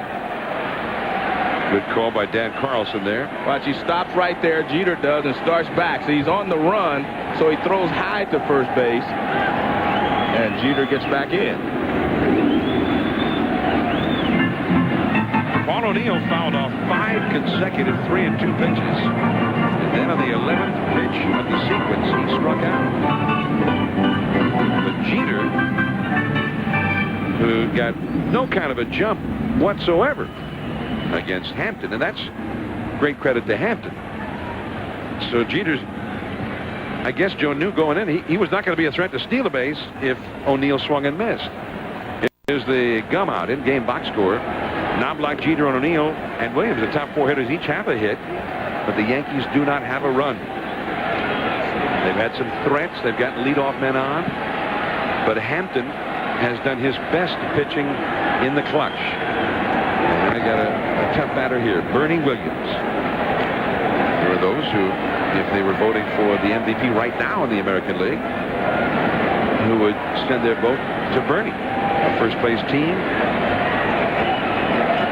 hitting well over 300, and second in the league with 80 runs batted in. Switch hitter, taking too low. Bernie in this game has blooped a double, and he is grounded out to short. And John, the fact that he is so high as far as MVP candidates is concerned is the fact that over the last few years, remember, Yankees have been winning, but they haven't had an MVP finish in the top 1 or 2 in the league. Chopped to short. Mora got Jeter at second. Alfonso covering. 6 shutout innings from Mike Hampton. Todd Zeile has driven in the only run of this game, hitting a home run that O'Neill could not catch, leading off the 4th inning. Well, he got it low enough that O'Neill could not get back there in time to time his jump as he did. Look at that.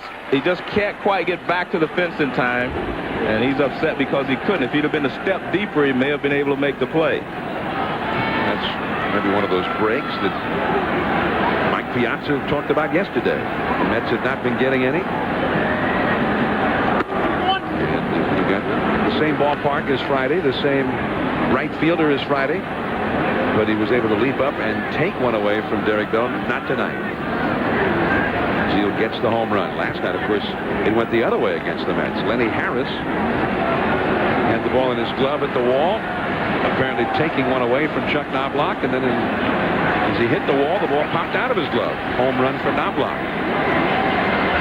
Actually, it was a similar situation. He couldn't get back there in time, so he caught it with his momentum going into the wall, and the wall jarred it loose, and the ball went over for a 3-run home run. Similar to O'Neill's play tonight. Right.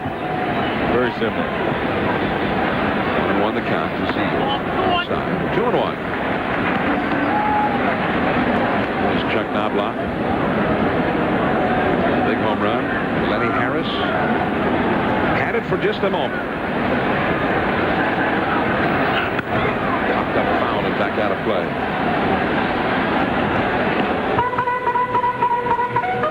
Let's take a look at the bat track on the home run that Todd Zeile hit. 90-mile-an-hour pitch, and look how level that swing is right there. That's why it was more of a line drive on an 85-mile-an-hour swing. It was more of a line drive than a fly ball. Slider in the dirt. 3-2 now to Todd Zeile. 2 pitchers going on 3 days rest in the same game. That is extremely rare. That's only happened 1 time in each of the last 3 years. Foul ball. And the difference is that Hampton threw 79 pitches in his last outing.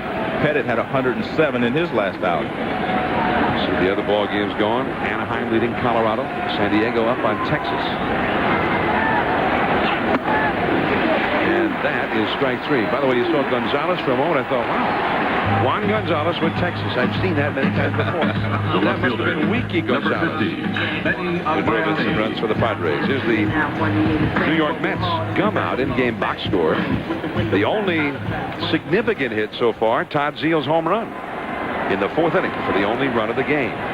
Mora and Bell at the top of the order each had a hit. Agbayana and Ventura with hits. Just the 1 run. The Mets frustrated. They had numerous chances in the first couple of innings. They went 0 for 6 in those 2 innings with runners in scoring position. In fact, for the game have not yet gotten him with a man in scoring position. 0 for 7 as a team. Here's Agbayani. Singled and walked. 1 ball and no strikes. Well, one thing Pettit has done this inning that he wasn't doing earlier, he got away with it with Zeal. He struck him out with 2 strikes, but he's getting up with a couple of pitches. Change up outside. 2-0.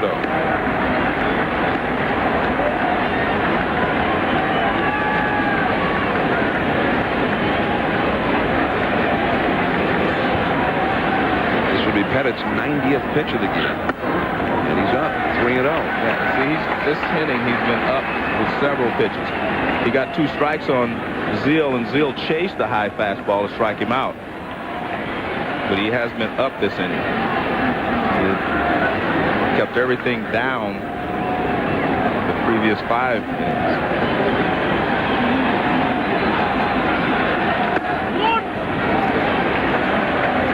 Pettit had one other start this year on 3 days of rest. That was at Detroit at Comerica Park. And he had a 9-inning shutout. Ball 4.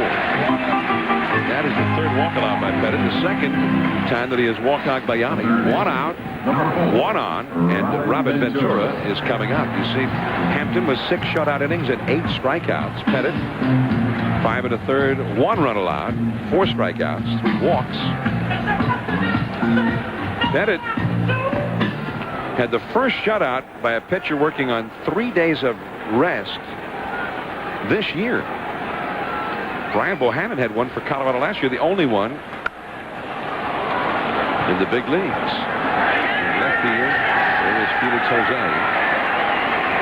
Going back to first on base. So Ventura is promptly retired. 1 pitch. 2 men down with a mess of the 6th, and Jay Payton is coming up. No American League pitcher had thrown a shutout on 3 days of rest since David Wells for the Yankees in August of 1998. But having said that, Joe, Mel Stottlemyre, Yankee pitching coach, he did that 14 times. Pitched a shutout on 3 days of rest. Well, first of all, John, there are not many shutouts on 5 days of rest nowadays, so that is special on 3 days rest. Well, especially Stottlemyre did it 14 times on 3 days rest. And that is the most by any pitcher in the history of the Yankees. And Stottlemyre, who is battling multiple myeloma, a form of cancer. Tomorrow, the first day of the All-Star break, he'll be taking his 4th and final chemotherapy treatment. He says that the doctors told him that he's doing great. The treatments have gone great. And he said, now I'm not trying to be over-optimistic about it. He said, I'm just saying that's what the doctors said. They didn't say good. They didn't say, hey, going fine. They said great. So the news is very good in regards to Mel Stottlemyre, according to Mel. We're certainly glad to hear that. Joe Torre, of course, last year had his own battle against cancer. Pettit now 94 pitches. Hampton 91. And it's obvious, Joe, we're looking at 2 quality pitchers tonight. 1-0. The Mets are leading in the 6th. 2 down. Strike, and it's 1-1 to Jay Payton, who has hit into a forced play on a bunt. He's also grounded into a forced play. He's 0 for 2 to his 14-game hitting streak, where he was hitting everything for a while. He has gone 1 for 13 in this series.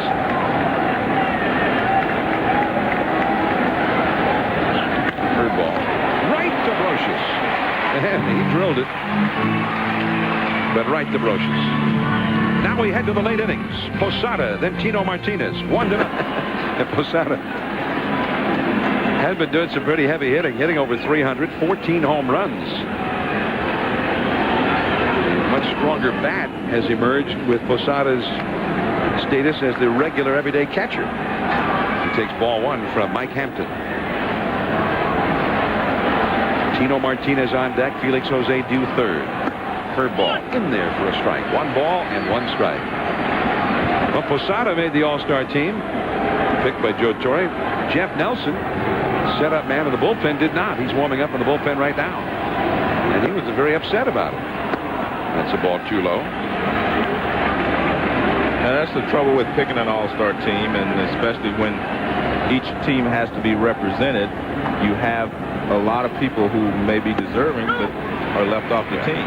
Well, that's also why they need to expand the roster. I mean, the all-star manager is on the hot seat. I mean, to me, they should not allow him to pick the extra guys, because it puts too much. Of course, he's going to pick his guys. How can he not? I mean, they're playing for him all year. His job depends on their performance. So if he's Bobby Cox and he's got the job, or Joe Torre's got the job. If you and I had the job, we'd pick our guys. We'd be nuts not to. Well, Jeff Nelson said he did. That's right. But truthfully, John, in the past, the league presidents had a lot of input on the extra men, but now that they're no longer league presidents, now, I read that. I don't know exactly how that works. That was in the old days. They used to have league presidents. Yeah. And league presidents used to come in and tell you, if you're a National League president, would come in and say, hey, we want to win this ball game. We're not just here to have fun. We want to win. And the American League president, I assume, would do the same thing. But now we no longer have, league presidents. So I'm wondering who does get the most input on who plays on who the extra men are when they're chosen. I think you take the manager off the hot seat with his own players if you take that responsibility away from him. Let him just go and manage the game.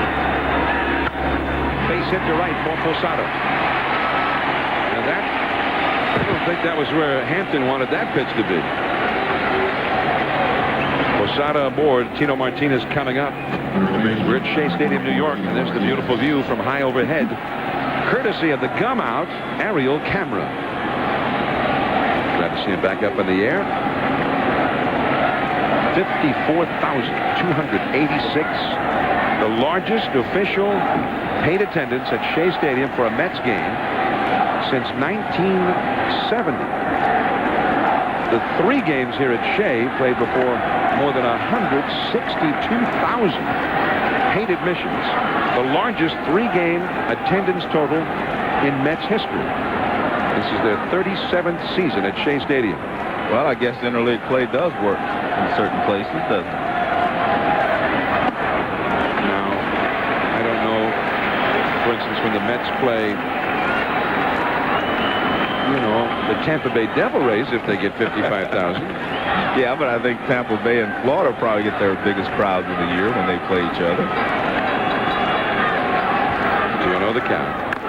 That's a foul. It'll be interesting to see the Yankees go into the post-All-Star part of the season next week by playing Florida and Philadelphia from the National League, interleague games.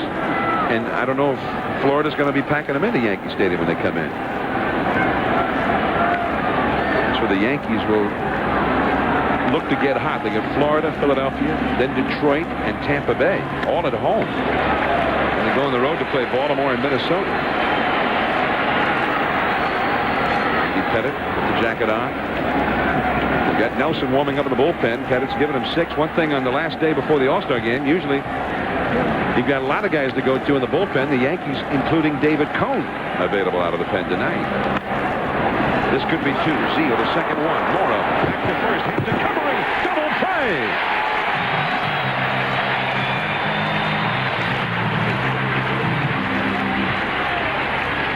Mora hitting the moving target. Hampton for the double play. This is probably the toughest double play to complete, the 3-6-1. And watch see how far he gets off. That's because he's already squared up. Now it becomes an easy play, and the fired back as Hampton gets over to first base to cover. But this has all started because we were talking about earlier how Zeal is able to get off the bag when he's holding the runners on rather than hold him at the bag and then jump off.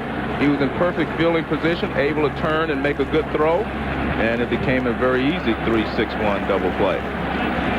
Well, many feel when Greg Maddux loses out on the Gold Glove at some point, it'd be because Hampton will have won it.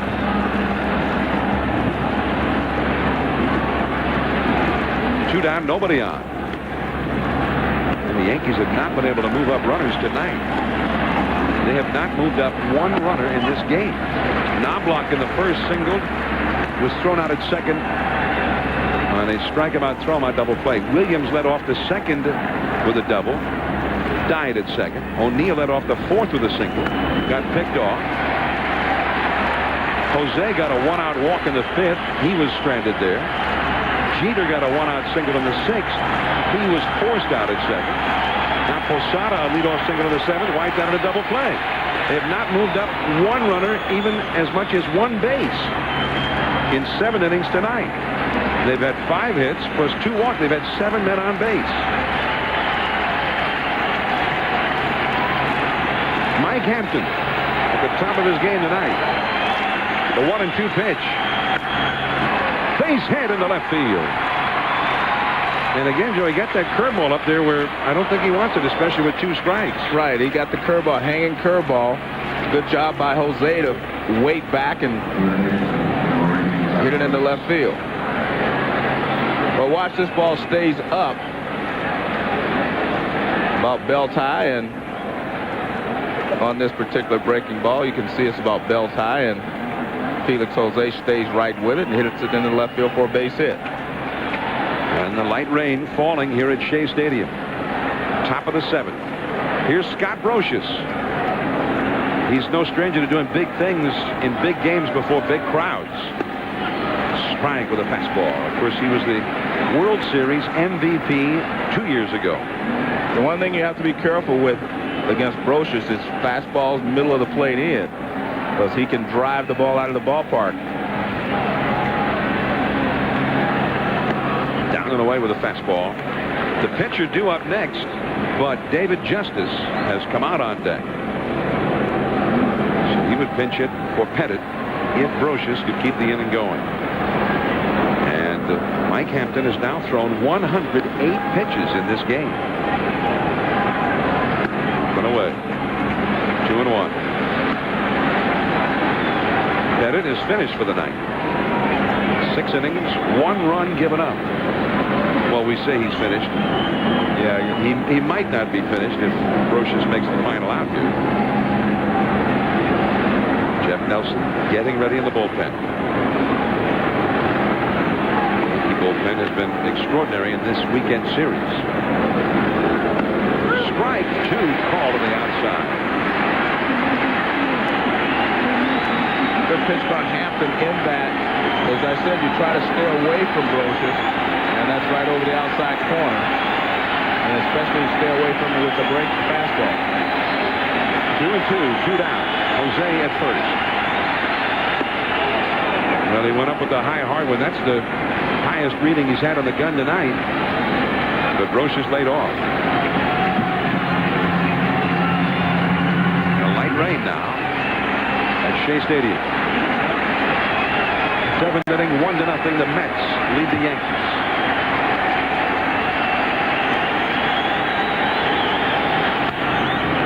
Softly to short. Mora on the run. Throws him out. Nice play. 2 hits for the Yankees. 1 man left. Last of the 7th coming up. 1-0 Mets. Now to the last of the 7th. The Mets clinging to a 1-0 lead. Andy Pettit still out there. Pettit ready to face Todd Pratt in the rain now at Shea. It's just a real light rainfall at the moment. A sprinkle. Pratt has flied to right and walked. Slider low and in. 1 ball and no strikes. Hampton is on deck. The Mets with 5 hits. The Yankees with 6, but one of the Mets hits a home run by Todd Zeile. Fastball misses. 2-0 to Pratt. There's Hampton awaiting his turn in the on-deck circle.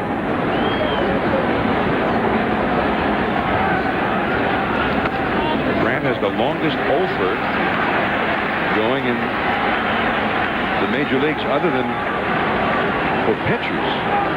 The problem for Pratt is when he has an offer, it could take him another week or more before he gets another chance. He gets ball 4. Well, 0 for 28, but he got 2 walks tonight.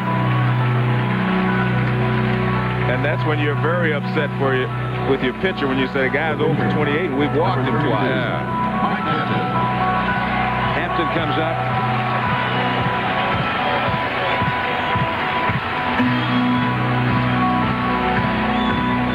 good hitting pitcher, Joe. But nonetheless, is he bunting here? He should be bunting. You need one more run. I mean, you need an insurance run if you can possibly get it. The umbrellas are starting to come out, so it's raining a little harder. Brocious very shallow at third. Hampton already showing bunt. Good job. Gets it down right away. Tino Martinez, Knobloch covering. You see what he did there, John? He squared around early, got the barrel of the bat out in front, and just played catch with it. Great job there. Well, that warms the manager's heart. Put the bunt sign on for the pitcher, and he gets it down just like that. Look how he squared early, puts the barrel of the bat out there, and just plays catch with it. Just let it hit. Don't push at it or any of that. Just let the barrel out, set it out there, and let the ball hit it. We're talking about Hampton and his dad. And Hampton said that his dad, his motto was always, second place is the first loser. He said, leave everything on the field every time you play, because you never know when it's going to be your last day out there. And that's what Hampton tries to follow that credo whenever he plays. And we've seen that tonight, working on 3 days of rest.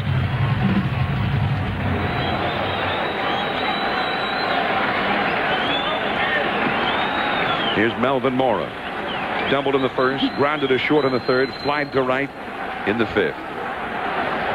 Now Joe Torre is coming out of the Yankee dugout to the home plate umpire Tim Welke, which would indicate a double switch. Something that almost never happens in an American League game. He's got the pitcher due to lead off in the top of the 8th inning. It looks like Jose Vizcaino is coming in. Jeff Nelson warming up in the bullpen apparently to come in. And we'll be right back. Game weekend sweep of the Mets. Neither team has ever swept a series from the other since interleague play began. And here is Jeff Nelson now trying to hold the line. Look at those numbers, Joe. I mean, those are truly all-star-like numbers. Yeah, you're right. I mean, if you were going to pick a reliever, you probably would have picked Jeff Nelson. But as we know that, and you looked at Bobby Cox, it kind of tells you how they think. Bobby Cox is more of a starting pitcher guy.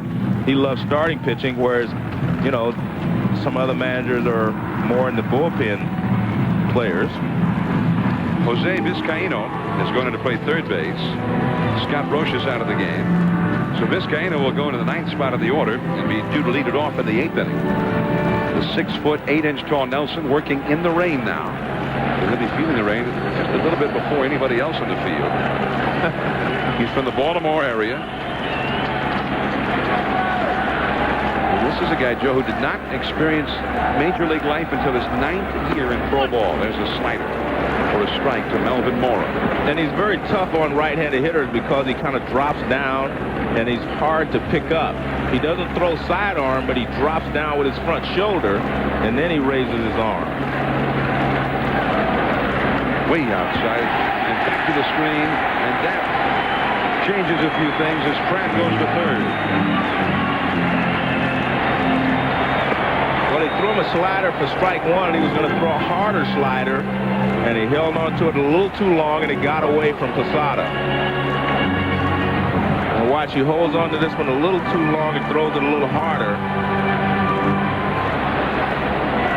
And Todd Pratt moves over to third base. Now the infield's going to play in. The Yankees are already down 1-0, so they can't afford to just give up a run here for an out.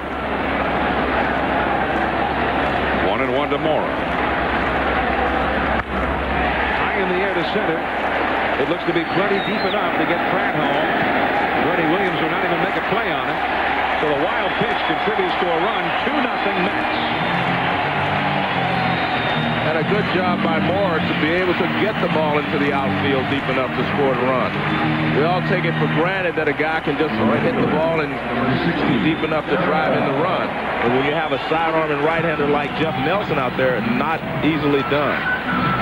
Charge that run to Andy Pettit. And the Mets have a run without a hit in this inning. A walk, a sacrifice, the wild pitch, and now the fly ball. Only their 7th run in the 4 games of this series. Now Derek Bell is struck out, singled, and struck out again. 1 for 3. Fastball for a strike. Jeff Nelson, Joe, originally signed with the Dodgers in 1984. And he made all the stops. And it was not until 1992 that he got his first look at the big leagues with the Seattle Mariners. Just missing outside. 1 ball, 1 strike. He's had some very fine years, particularly after coming to the Yankees. But after all of those years, Joe, he was thinking, wow, I'm having the kind of a year maybe to make an all-star team this year.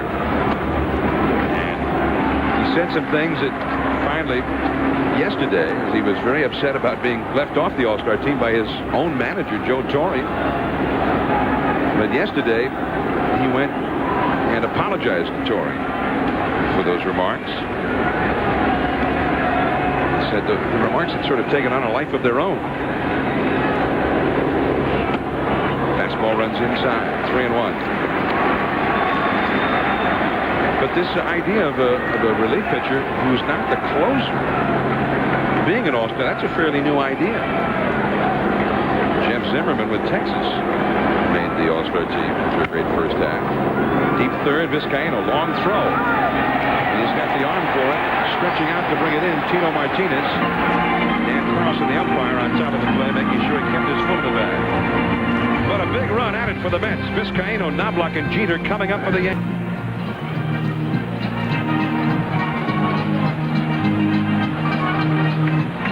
And that's going to do it for Hampton. And I assume the big sign there may be Armando Benitez he's calling in. And it is Benitez. Yeah. Well, he was not warming up. He'll get as long as he deems necessary to warm up because of an injury, an apparent injury here to Hampton. Bobby Valentine did say before the game tonight that Benitez is extremely well rested, and he would have no problem with bringing Benitez in to pitch 2 innings in this game. He's got a 2-run lead to try and protect. And Hampton waits for him at the mound. And Benitez will take the ball from Hampton, who pitched his guts out here tonight. Through 112 pitches, and he leaves. And Shea Stadium salutes him.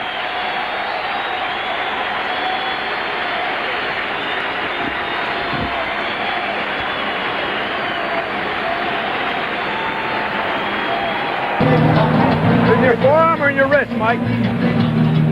Right down. It looked like Joey was pointing to an area near the wrist. Well, I'm not sure. He just said it looked like might be a circulation problem. Hampton pointing to a spot on Dave Wallace's left arm near the wrist, above the wrist. Here is Armando Benitez. Now look at those numbers. Talk about a guy who's tough to hit. 40 2/3 innings, 22 hits allowed, and 54 strikeouts. Well, we all know he has a great fastball and a tough slider and a splitter as well.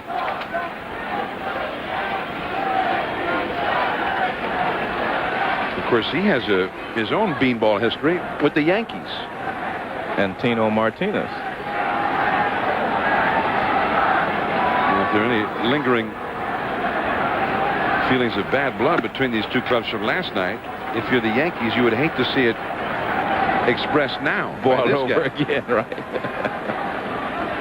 He's one of those guys throw 98 miles an hour. Fastball up and away. And it is 2-0.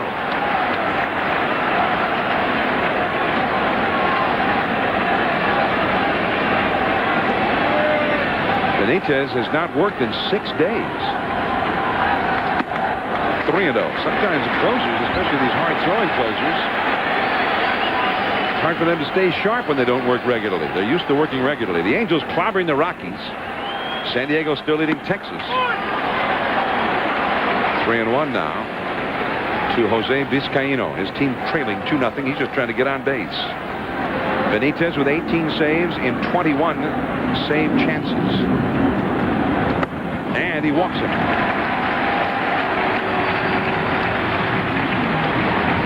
Now Chuck Knobloch, who comes up. The hero last night at Yankee Stadium with a 3-run homer. Tonight his best hit ball in the 6th inning. You see last night Harris had it, couldn't hold it. 3-run homer. And tonight he hits the ball deep to right field, and Derek Bell makes a leaping catch, and he's able to hold on to it. As you pointed out at the time, I mean, Bell was playing him shallow and had a long, long run to get back to that one. And he's still playing pretty shallow. In fact, the entire outfield is playing Chuck pretty shallow for a guy that can't hit the ball out of the ballpark. Benitez having everything up out of the strike zone so far. And I think someone needs to walk in, as Robin Ventura does, just to slow him down a little bit. They all walk in and say something.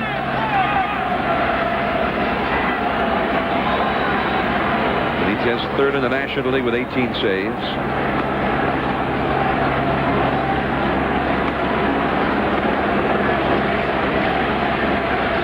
Yes, sometimes give up the long ball.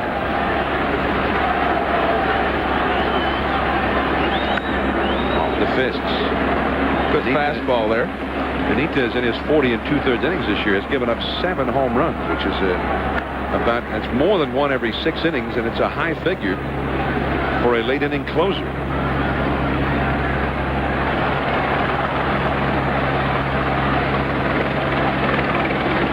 Book out. 2-1. And Knobloch is a guy who's tough to strike out, and he has not struck out in any one of his last 56 plate appearances. It's the longest current streak by an American League player.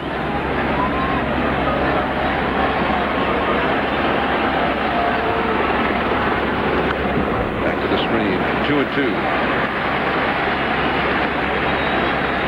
Derek Jeter on deck. Nobody out. Remember, the Yankees now have just gotten their 9th base runner of the game. Their previous 8 base runners have never advanced beyond the base where they started. They have not moved up a single base runner.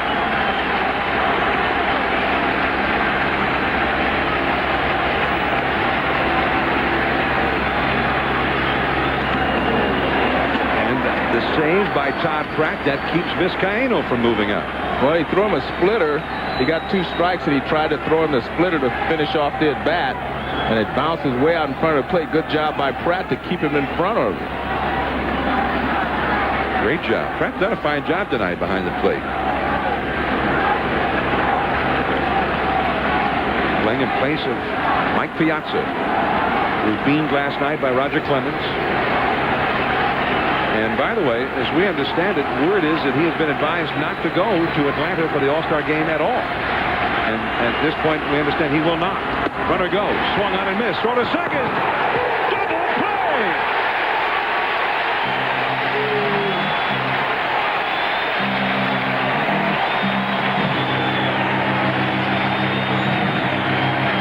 Well, the Yankees have been aggressive on the base path. That's a little surprising there because Benitez is so erratic. But you're right, because Chuck had not struck out in such a long time, they decided to send him. But Chuck goes up and out of the strike zone because I think he knew that Vizcaino was running. He's trying to protect him. And there's Todd Pratt showing his emotion and how happy he is to be able to throw. And that face was the Mets' face as a team last night after Piazza got beamed. And it was still their face for many, not just in the clubhouse, but in the organization, coming to the ballpark tonight. 2 down and nobody on. Pratt has done a great job behind the plate. Jeter back to the screen. 2 strikes the count. Knobloch tried to steal second in the first inning, and Jeter struck out into a double play. Well, the reason they sent him in that situation because, as you mentioned, Knobloch has not struck out in a while. It's been more than 2 weeks right, since but he struck out. It's not a good, play otherwise, but Knobloch has been putting the ball in play. The Mets partisans at Shea on their feet. 2 down, nobody on. 2 strikes to Derek Jeter. Strike 3 called.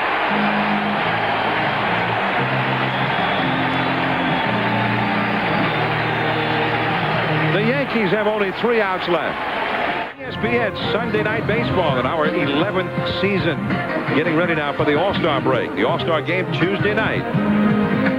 54,286 here at Shea Stadium for the Yankees and the Mets, and that's the look at Shea from the Gum-Out aerial camera. Thanks to them. Been a tough night for the Yankees once they've gotten men on base. that's not been really a big problem. They've had 9 base runners, but 2 have been thrown out trying to steal in strikeout situations. Paul O'Neill got picked off, and they had a 4th runner wiped out on a ground ball double play. And they have not had any one of the 9 able to move up even so much as 1 base. Todd Pratt. First off, Joe, he saved a wild pitch. Right. Knobloch was up there. Exactly. That was the big play. That was the big play, and then later on the 3-2 count, he was able to throw out Knobloch at second. Knobloch would already have been at second had it been that one. And the wild pitch actually happened, but Knobloch ends up striking out into a double play because Pratt saved that wild pitch earlier. Ricardo Alfonso 0 for 3, 1-1 the count. My captain left the game injured, and Alvaro Martinez some information. Alvaro. Quick update on Hampton. Apparently he left the game with a muscle cramp in his left forearm. There's no prognosis as to when he might be back. All right. Thanks, Alvaro. A muscle cramp in the left forearm. Well, John, when it's hot like this, when you lose a lot of body fluid, I mean, you do cramp up a little bit, and that's probably what happened. I mean, he threw a lot of pitches, and it's very warm out there and humid. Well, he was the pitcher that they traded for tonight, the ace. 2-2 to Alfonso. 7 innings, no runs allowed, 8 strikeouts. Alfonso 2 for 14 in this series. 0 for 3 tonight, a strikeout, a double play ball, and a ground out. Zeal and Akbayani will follow. Off the outside with a slider. Yesterday in that day-night doubleheader, the Yankee bullpen was unbelievable. The Yankee bullpen faced 19 Mets yesterday. The Mets were 0 for 17 in those 19 appearances with a sacrifice bunt and a walk. Now that is domination. And tonight, Nelson has faced 2 hitters. He's got 1 on a sacrifice fly and 1 on a ground out. But he did throw a wild pitch. And that set up the second run. So the Mets 7, the Yankees 8. There was a tale of 2 wild pitches, one that was and one that wasn't. Struck him out with a fastball. And Nelson keeps on doing what he'd been doing all year long. The first baseman, number 9, Todd Zeal. Well, the difficult part is you look for that breaking ball from Nelson, and then every once in a while he'll just turn that good fastball loose, and you can't get a chance. You don't have a chance at it. See, he's not a sidearm pitcher. He drops down with his front shoulder, but you can see that pitch was delivered from 3/4. Now you watch him, he looks like he's dropping sidearm, but he really isn't. So Alfonso, hard times continue. Here's Todd Zeal. A called strike. Zeal drove in the first run of the game with a homer to right in the 4th inning. 2-0. The Mets are leading the Yankees. The Yankees will give it their best shot in the 9th inning. Their 3, 4, 5 hitters due up. Back to the screen, and they still have David Justice on the bench. Here's the 4th inning we're talking about when Zeal led off against Pettit. And this ball is hit on a line. You see O'Neill not able to get back there in time to make the jump and make the play.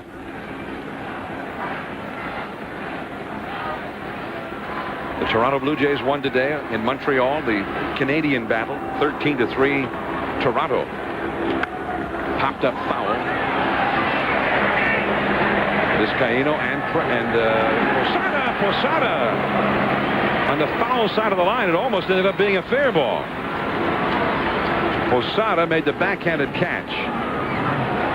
A left fielder, number 50. Sports Center follows the ball game. Stay tuned for that. Dan Patrick, Stuart Scott, and Pete Sampras. A big day on the lawn at Wimbledon. The Sunday conversations with Pedro Martinez and Randy Johnson. Sounds like we're going to talk some pitching there. Good pitching. 2 of the best in the game. And then the plays of the week, All-Star Edition. Sports Center. For 20 years, your source for sports news and highlights. Here's Benny Akbayani. He's been on base 3 times tonight. A slider spins in there for a strike. Benny has singled and twice has walked. Nets have been without Mike Piazza. Beamed last night. And apparently, the National League All-Stars will be without Piazza on Tuesday night. Let's take a look at Nelson. And I'm saying he really doesn't drop all the way down sidearm. See where he comes from? See, that's way up over the top almost, 3/4. So he appears that he's a sidearm reliever, but he's not. He drops down with his front shoulder, but he actually delivers the ball about 3/4. Maybe a little lower than 3/4, but he's definitely not sidearm. I'm going with sidearm. Hey, the hitters, Sidearm sliders swung on and missed. hey, let's put it this way. The hitters think it is, and it appears that it's a sidearm slider, but it really isn't. He gets on top. But you mentioned Piazza's not going. I'm losing a partner. I was supposed to work with Piazza tomorrow in the home run derby. He works with me every year. I've worked with him for the last 2 years. Well, how are you going? Well, I'm going to go and work with Boomer, I guess.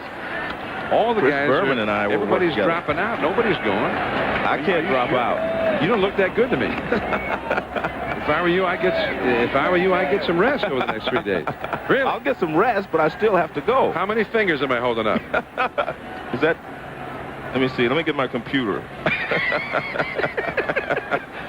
Anytime something goes wrong now, I get my computer to figure it out. Man, Joe Morgan, Cyber Joe, going online. 3-2 the count. Oh, good reaction there by Agbayani. That was one of those sliders that looked like it was going to be too far in. Started to break, and he swatted at it at the last moment. 3-2. Barry Bonds aggravated his thumb injury Saturday in a pinch hit at bat in St. Louis for the Giants. Looks like he's out.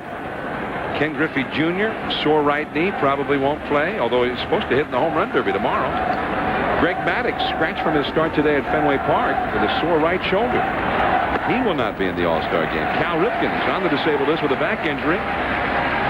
Ball 4 to Agbayani, the third straight walk that he has drawn. 2-out walk in the 8th inning. The batter will be Ventura, but Cal, this is like epic as Joe Torre heads out to the mound.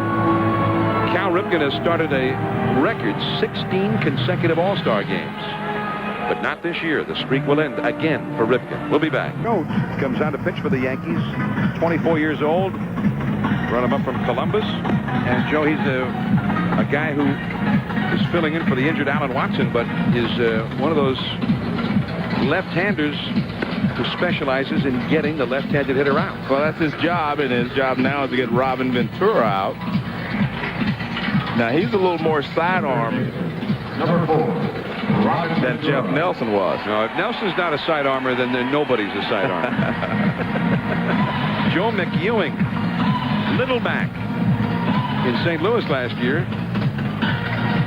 The Mets picked him up from the Cardinals. Well, last year they called him Super Joe in St. Louis. He was had a very fine year for the Cardinals, and they used him to get Jesse Orozco this year. Ironically, Orozco had been injured most of the year. Robin Ventura. Choate, brought up in the minors June 29th. First. Well, he even throws to That was sidearm, right? There's a guy with the Colorado Rockies. He's almost below side, more like a submarine type left-hander. But he's built a lot like this guy, Mike Myers. Not the actor, the left-handed submarine style pitcher. Myers is out there. I'd be saying he's not really a sidearmer. He's a submarine type. Submarine. Well, this guy made a submarine type throw to first there. McEwing, the runner at first. The Mets already leading 2-0. McEwing has 2 steals. Left field, a little bloop right along the line. Base hit. McEwing with a big turn at second, but he's going to hold there. Does not want to make the third out at third base. Not an acceptable risk. Well, he hit Robin Ventura on the fist with that sidearm fastball, and he got a base hit, and Joe Torre's going to make another change. Showed one of several young pitchers the Yankees have utilized this year up in the minor league system. And he is unable to get that left-handed hitter out that he was brought in to get out. The Yankees will go to their bullpen again. Jason Grimsley coming in to face Peyton. We'll be right back. Shea Stadium, New York. The Mets 2, the Yankees nothing. The Battle of New York, the Subway Series.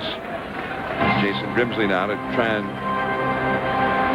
get off the hook here. Grimsley, who's been in long relief, late relief, spot starting pitcher, has been a very valuable man for Joe Torre out of that bullpen the last couple of years.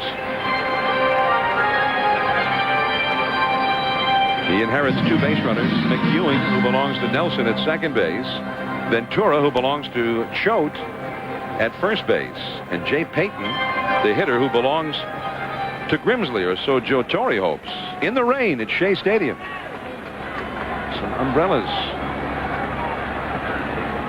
are seen around the ballpark as Payton 0 for 3 in the game, 1 for 14 for the weekend. High in the air, right center, O'Neill there. On no warning track.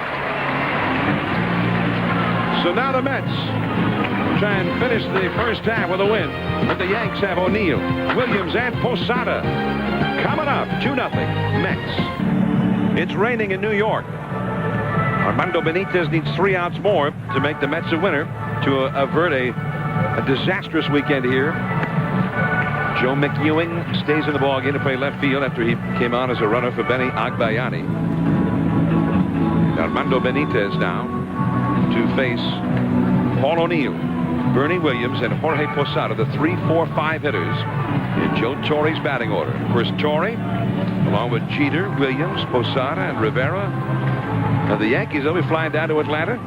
Torre will be managing the American League All-Stars again. He'll be bringing his entire coaching staff from the Yankees with him. The Yankees just a half game up on the Blue Jays at the start of the night. The Blue Jays, who have played quite a few more games than have the Yankees. The Yankees just 7 to be exact. The National League East, the Braves lost today. The Mets would go to the break 3 out if they could win this one. And Benitez is trying to make sure they do. Paul O'Neill got him with a slider very high, ball 1. O'Neill has struck out, singled, and struck out again. 2-0. The Mets lead the Yankees. Mets and Yankees would not meet again unless they were both in the World Series. Strike called on the outside. This is the 6th regular season interleague series between these 2 ball clubs.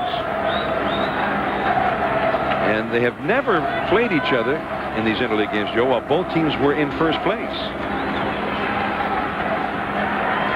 Strike called on the outside. The last time that 2 New York-based teams met in a regular season game while they were both in first place was the final game in 1951 when Bobby Thompson hit the shot heard around the world. The Giants and the Dodgers tied for first. Thompson's homer in the bottom of the 9th sent the Giants to the World Series. And that was a playoff because they were tied to determine which team was going to finish in first place. So those games counted in the regular season standings. So we've had electricity, excitement, big plays, bad blood. But still in all, these 2 teams play in a different league. So there's only so far that this kind of a rivalry can go. 2-2 the count. High and outside, 3-2, 97 miles an hour, but out of the zone. Well, what you definitely do not want to do here is walk the leadoff hitter and give the Yankees 3 more shots at tying it with 1 swing of the bat. They have Bernie Williams, Jorge Posada, Tino Martinez, and maybe even David Justice. Well, and Bernie Williams has really hurt Armando Benitez in the past. He's on deck. Center field. Payton going back. There, and he makes the catch as he gets to the track. Hit well by O'Neill, but into the big part of the ballpark. 396 feet out there to extremely deep left center. Well, a good job by Payton. You see, gets it under control right here. He knows he can make the catch right there and turns and makes the catch. Well, now Bernie Williams. Bernie has had 5 hits in 6 career at-bats against Benitez, including a home run. That home run was back when Benitez was with Baltimore at Yankee Stadium. Bernie hit a grand slam against it. The next batter was Tino Martinez. And Benitez hit Tino right in the small of the back. And a hellacious brawl broke out at Yankee Stadium. That's a called strike for Bernie. Bernie tonight has blooped a double to center, grounded a short, and grounded into a force play. 1 for 3. Jorge Posada is on deck. Joe, this one thing is for sure that they may not meet in the World Series. Maybe they will. They both are a definite contender to go to the series, as you see those numbers we were telling you about for Bernie against Benitez. By the way, 2-1. But this 4-game series has been played kind of like a postseason or a World Series. Well, strong pitching, great defense, tension. They've only 17 runs scored in this whole series in 4 games by the 2 teams combined. Base hit for Bernie.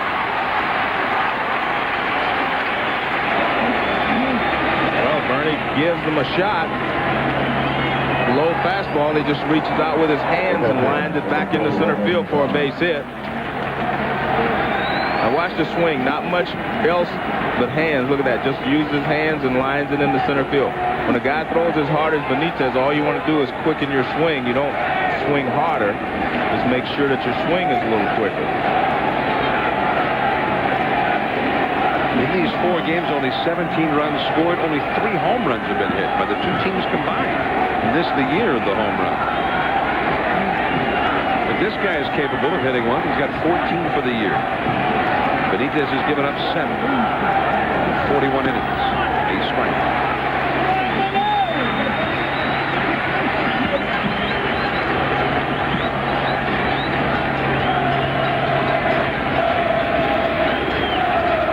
Yankees won Friday night 2-1. Won the doubleheader yesterday in tight, low-scoring games. Called a strike on the outside.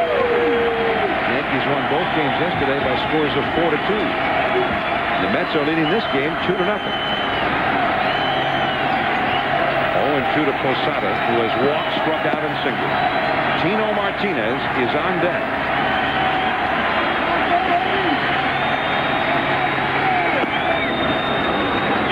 Like he reared back and just tried to throw it as hard as he could. Well, I think he did it with 2 strikes. He's just going to throw as hard as he can and hope he gets it in the area of the strike zone, preferably up. Tino Martinez on deck. The splitter for the strikeout.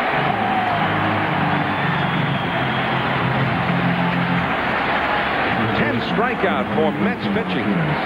The thing about Benitez is he can get ahead of you. You're in real trouble. The only time he struggles is when he falls behind. With 2 strikes, you have to swing at this pitch. See, it looks like a fastball, and you don't have a lot of time to make up your mind. But you see it's a splitter, and Posada chases it. 2 down and out, Tino Martinez. He's had 2 hits in 5 career at-bats against Benitez.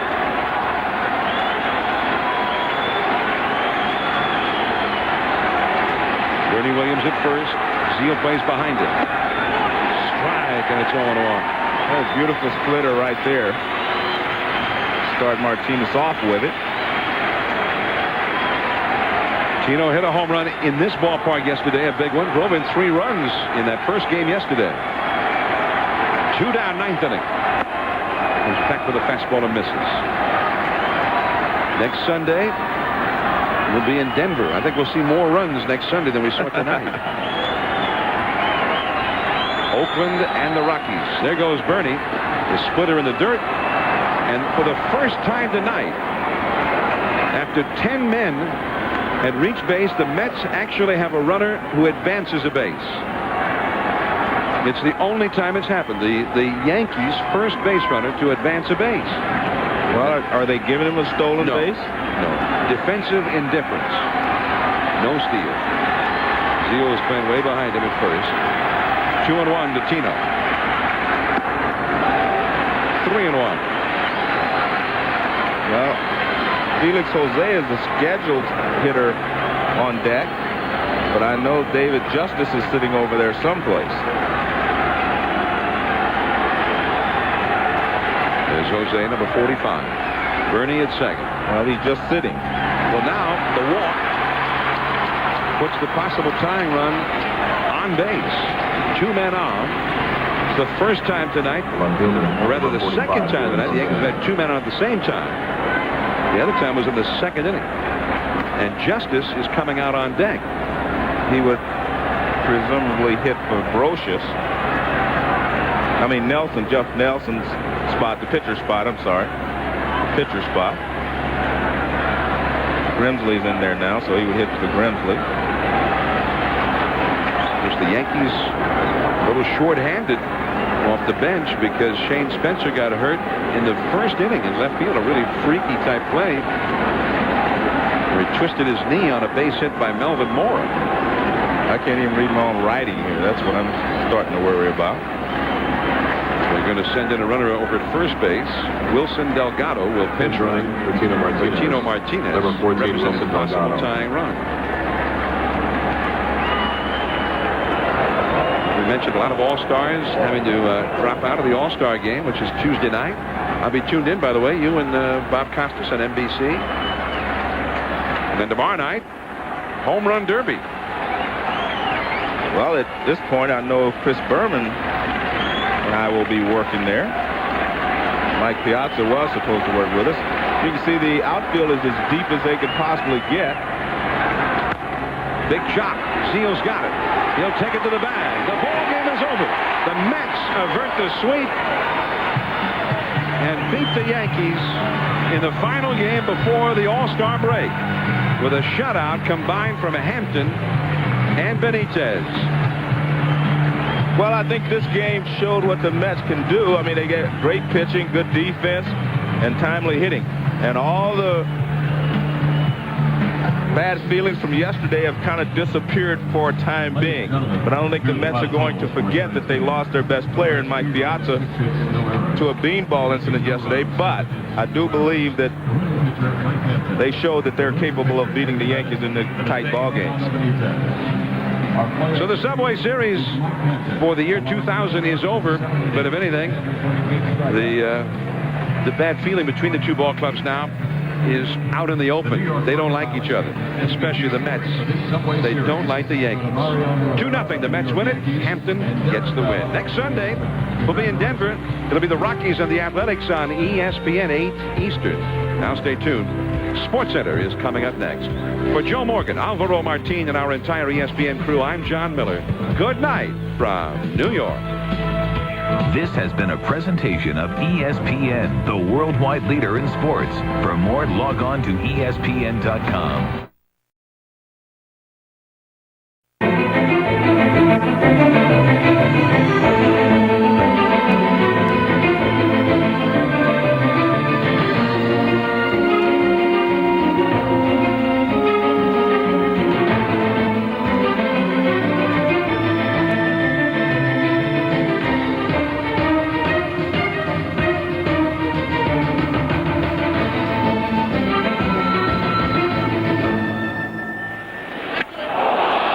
I'm going to say on my own, I thought it was definitely intentional. I could respect the fact of getting hit. I feel there's a definite difference between that and, you know, almost, and in my career, getting hit in the face, getting hit in the eye. I just really have no respect or appreciation for the comments they said. I choose really to try to think of Roger Clemens as a great pitcher, but I really can't say I have respect for him right now. Prior to Saturday night, the brief history of the Subway Series was devoid of one emotion: hate. But that may have changed with one pitch that appeared to have a purpose. Roger Clemens said his second-inning fastball to Mike Piazza's head did not have cruel intentions. Piazza, as you just heard, begs to differ. The underlying current attached to Sunday's series finale was, will there be any retaliation? Piazza in uniform but not in the lineup and not headed to Atlanta for the All-Star game. Fans showing their support. Mike Hampton on the mound, top of the first to Derek Jeter. A strike him out, throw him out, Todd Pratt. Piazza's replacement gets Chuck Knobloch. Next batter is Paul O'Neill. Hampton gets the whiff. Hampton would be cruising early. Bottom of the first, Andy Pettit facing Melvin Moore. No score. Base knock, and a costly base knock for the Yankees. Shane Spencer feels the ball and then goes down hard in obvious pain. Moore gets a leadoff double. Joe Torre out to check on Spencer. Look at it again. Spencer's right leg will buckle underneath him. He would leave the game and went to the hospital, replaced by Felix Jose. Hampton cruising, Jeter in the third, and gets the whiff again. Jorge Posada, the All-Star, facing Hampton. 2 out in the fourth. Hampton, 7 innings of shutout baseball, 8 Ks, 2 walks. Bottom 4, no score. Todd Zeal against Pettit. Gone. Or is it? Paul O'Neill can't bring it back. Zeal's 14th of the year. 1-0. Hampton against Knobloch in the 6th. It is deep, but it is playable. Deep Bell the whiz. Before the top of the 8th, Hampton apparently feeling some pain. Armando Benitez comes in from the pen. In the 8th, 2-0 Mets. Knobloch against Benitez. 1 on, nobody out. And Pratt gets Jose Vizcaíno. Pratt turns another strikeout. Throw him out, double play. Derek Jeter, 2 outs, 2-strike count. And Jeter strikes out for the 3rd time. Benitez and the Mets hold on to win the series finale by the final of 2-0. The loss snapping the Yankees' 5-game winning streak. There still hasn't been a sweep of any kind in this 4-year interleague series. Hampton's 7 shutout innings, his 1.87 ERA since May 9th is the best in the majors for any pitcher with at least, but he stayed perfect when pitching on short notice. He's now 5-0 with an ERA just over 2.6 in his 5 careers. Braves Red Sox, Kevin Millwood starting for the injured Greg Maddux. Bottom 1 facing Brian Dahlback, and Dahlback got hung up on dial tone. Then that noise, it sounds like something from a horror movie. 500th strikeout of Millwood's career. Bottom 3, 1-1 game. Mira. Nomar Garciaparra, 11th homer of the year. First ever against the Braves, 2-1 Boston. Top 5, Andrew Jones. With a runner in scoring position, Drew got played more than Drew Hill on Hot 97.1 FM. Tim Wakefield, 7 innings, 2 on runs. Jones, a .312 hitter, was 0 for 4. Bottom 5, Nomar. Won't the real Slim Shady please stand up? Second homer of the game, 12th of the year. Second 2-homer game in 4 games for Nomar. For Nomar.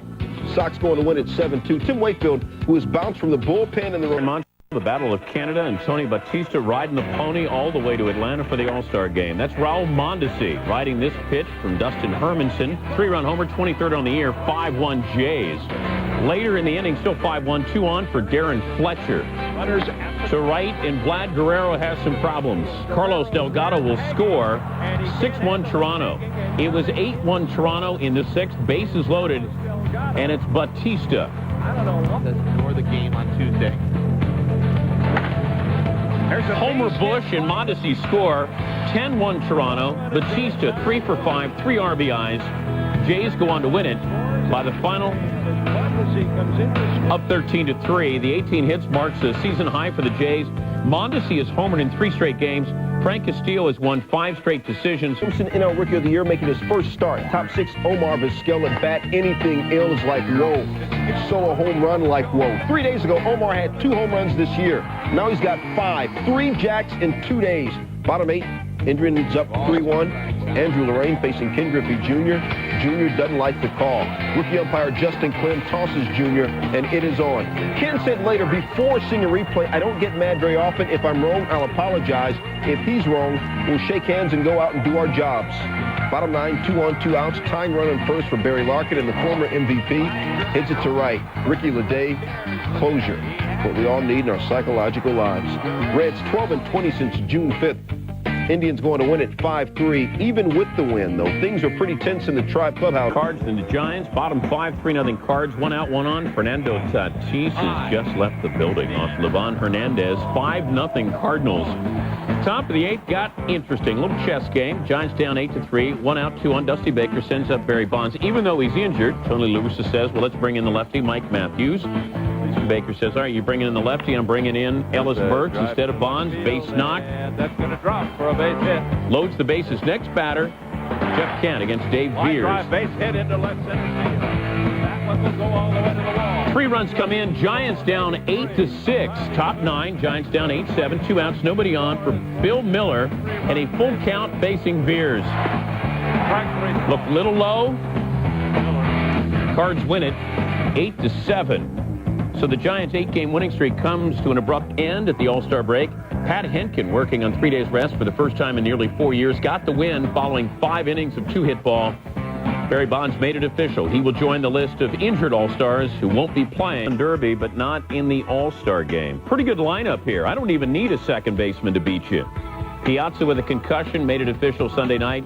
He will not be in Atlanta. Mark McGuire's out. Manny Ramirez, Bonds, Cal Ripken, a couple of pitchers. Greg Maddux not able to play in his home park. Pedro Martinez and Alex Rodriguez. Intra-city matchup. That's Donald Trump throughout the first pitch and then tried to buy Sammy Sosa. Bottom 5, Cubbies down 4-3, 1 out, 1 on, and it's H-Rod. Henry Rodriguez against Cal Eldred. Maglio Ordonez is back, and this one is gone. 5-4 on O. Henry, 17th of the season, top 6. That's Carlos Lee off Kevin Tapani. Second homer of the game. Southsiders up 6-5. Bottom 6 after a Mark Gray sac fly. It's Slammin' Sammy, who was traded by the White Sox to the Cubs for George Bell. It's deep, and it's not playable. 23rd on the season.